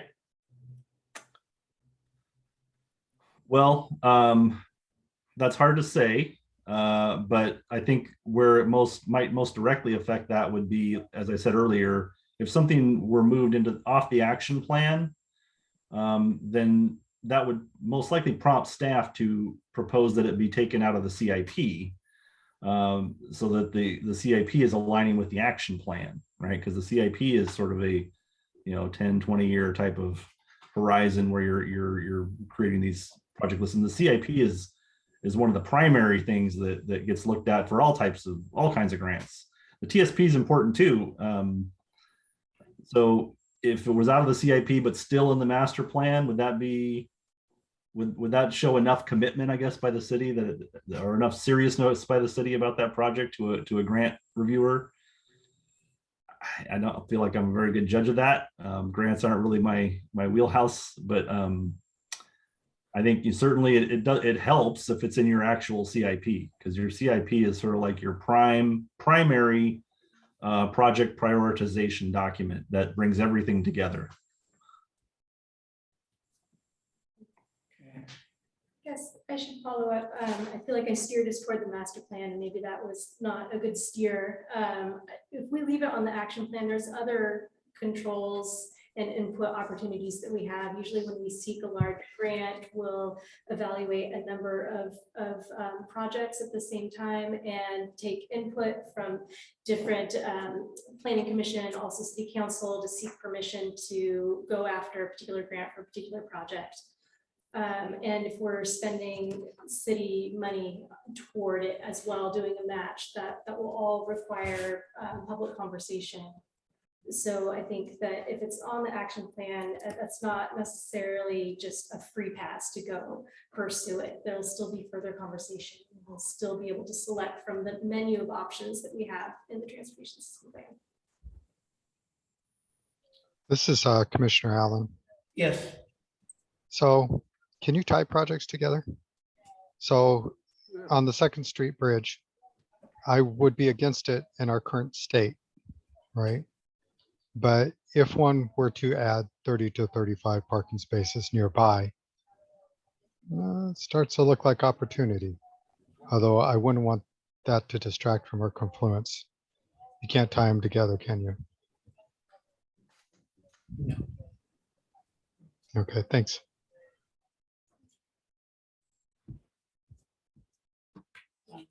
And I understand what you're saying. I just sometimes seen these things kind of just become something when they're just like a thought. All of a sudden it's somebody likes the thought and next thing you know, here it goes. And I know this is history, but I think about the arch, which I think is really cool, by the way. And that was $250,000 and people are still complaining about how much that cost. And that got built. And then I think about something that's 18, 19 million. Just scared me a little. Personal opinion. Well, and then by the time you build it, it's not gonna be 18, 19 million. I can almost guarantee that. Because the Just for cost- clarification, it's more like 1.8, 1.9, and not 18 or 19.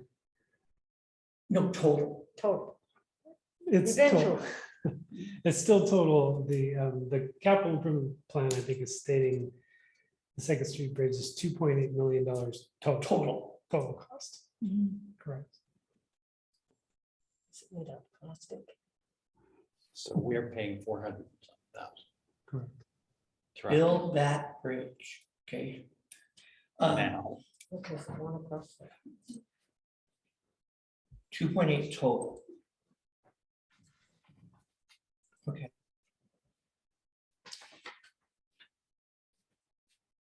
I've got my box of toothpicks I'll donate. So I guess I think we're kind of beating the bridge to death. Yeah. And ready to move on from that. This is Commissioner Allen. Yes, sir. So one bridge that we do need to build is the one on Troutdale Road. You know, the one that goes across the creek over by Stark. It's not wide enough. So when people are walking, usually the only people that you see walking through there are the kids. They're having to go into the gully or out into traffic. And I don't know if you've been down the gully lately, but it's not necessarily the safest place sometimes these days. So either way, it's not pretty. So that's one that we do need to build. And that one is on the TSP. Yeah, so I do support that one. Wish that was done years ago. Yeah, it's been on there quite a while. There's a lot of things that have been on there for quite a while. And it's 90% county funded. And actually, I have to say the city's been less than excited to see that project done. And I actually question that wisdom a little bit myself. Because I think it's probably time to do that one as you. Yeah, and I do believe that we did a gas tax. We have a local city gas tax that can help out with some of these projects. I think, isn't the gas tax strictly for road maintenance? The gas tax is dedicated to pavement preservation and rehabilitation. I can't speak to that project though, if it helps. We're talking about where Troutdale Road crosses Beaver Creek, correct? Right. So from Stark yes. to Troutdale Road. So the city staff, Public Works, we've been sort of pestering the county about that for the last couple of years, particularly. And obviously the county engineer was really eager to do something. The problem is they didn't have any money to do anything. We actually have met out there with them on the site within the last year or two, a couple of times. More presently, the county, their stormwater staff are applying for a stormwater grant to upgrade the culvert, which is sort of step one to doing that, because the topography there is such that there's really no place to widen the road. It's not actually a bridge. It's more like a dike with a culvert down at the bottom. And so that needs to be widened, but first the culvert has to be improved. So they are in for a grant right now that, if successful, will result in the extension, the upgrade and extension of that culvert, which would at the very least prime the pump to be able to do those improvements. And if they get everything they want in the grant, might even provide funding to do the actual pedestrian improvements along there. I know one of the gentlemen of the county has been working very hard on that grant, actually, big champion of Beaver Creek. And so we're very hopeful to hear some good news in November or December when those grant awards come out. It sure would be sweet. Okay. Thank you, Travis. All right. We done? Okay.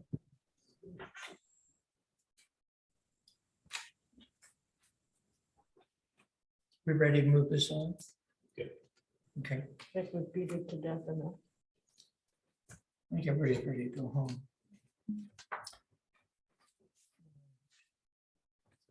Age death last time. I'm still living.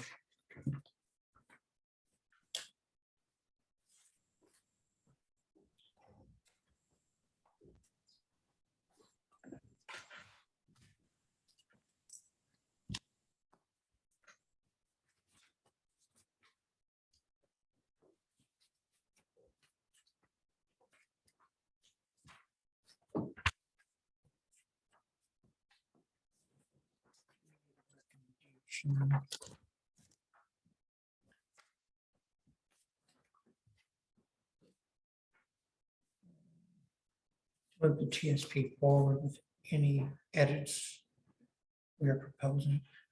So we have two that haven't been done yet, right? In So- comments. Okay. So we did it as amended, right? Right. And as amended, we include anything we do tonight too.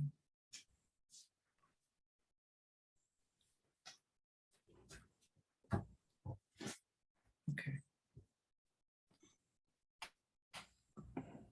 Is there anything else from tonight? I'm not sharing anything else from tonight. Except the bridge.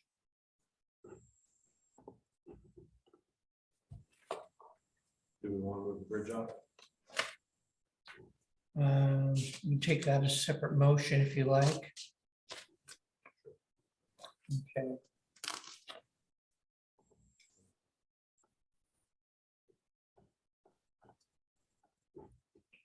Sure. I motion that we take the Second Street Bridge and move it from the action plan to the master plan. I will second that. Okay, we have a motion and a second regarding item number. I had it here in front of me. No, I don't. Which one is the Second Street Bridge?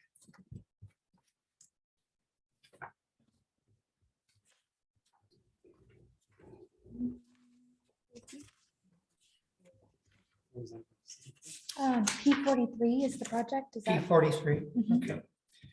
Item number P43. From the action plan to the master plan. And any discussion on the motion? Okay. No. All right, here we go. Commissioner Allen? Yes. Can we call? I can. Yeah, go ahead. Okay, sorry. Commissioner Wittrin, Yes. Commissioner Leamy, Yes. Commissioner Prickett, Yes. Commissioner Allen, Yes. Hello? Chair Stephenson. Yes. Okay. Alrighty. And I think we should also put something in here about access on 257 Drive. Where do you want us to move it to a higher priority? It's already on the action plan, isn't it? Yes.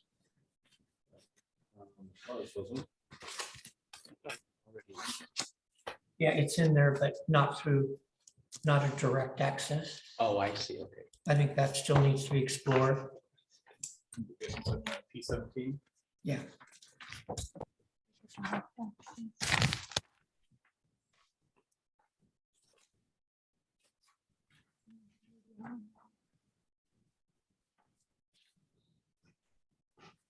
You want to reword it? So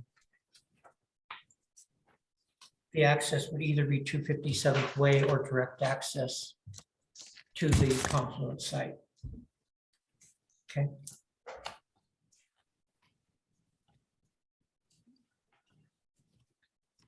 My recommendation. We're talking about project P42, the pedestrian bicycle bridge between downtown and the urban renewal area. No.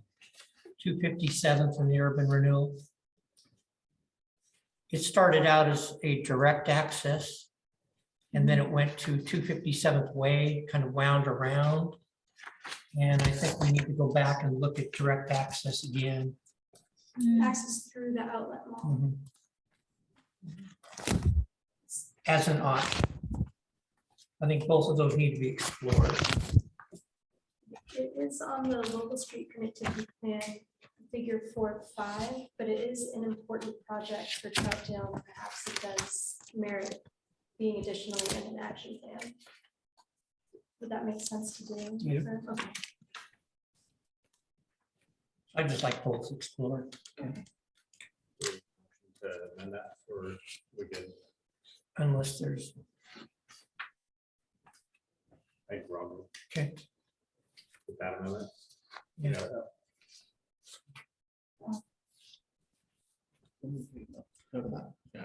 Okay.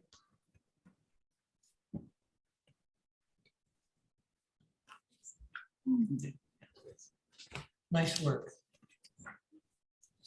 This has been a tough one. Thank you, Travis.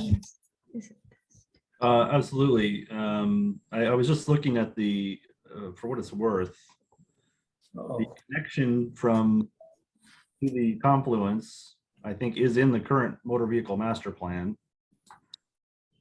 Looking at M12,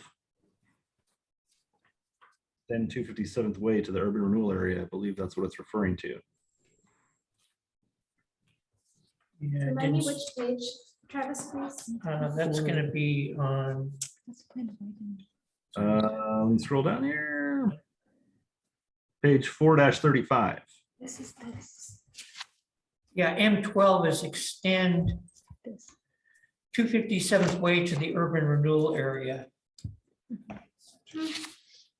And I think if we just change that definition to Go through go through the outlet. Through the outlet mall. direct access through the outlet mall or extend Through the middle 257th of the way. outlet. Yeah. Can we do that, Matt? Yes. So modify M12 to say extend 257th way through.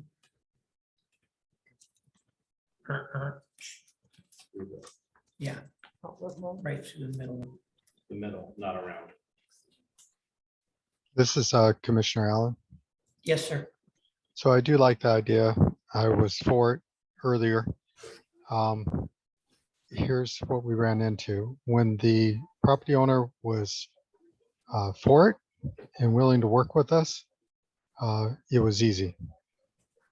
Should the property owner become unwilling or not willing to work with us, then it's a battle. Correct. And that's kind of why I went with explore. Okay, makes sense. Thank you. Yeah, I guess I could add, two things. First, quickly, it's also on the action plan, M12. So it's in both places. Any project on here potentially has contingencies that, might prevent it from happening. So I would not get too hung up on the idea that, well, that can't happen right now because there's not a willing participant. You could look at a lot of these projects and say, if X, Y, or Z doesn't happen, then this project won't ever come to fruition. As Matt said earlier, these lists are not lists of projects that are absolutely 100% going to happen. They're projects that we want to happen and hope to happen, but there are any number of things that could potentially derail, these projects. External factors beyond our control or otherwise. Travis, I think Chair was getting after the vagueness of M12, not saying either around or through. Right. He was just trying to get more clarification. Thank you. Okay. Everyone good with that? Yep. Okay. So we are recommending approval of the transportation system plan with as amended. Okay.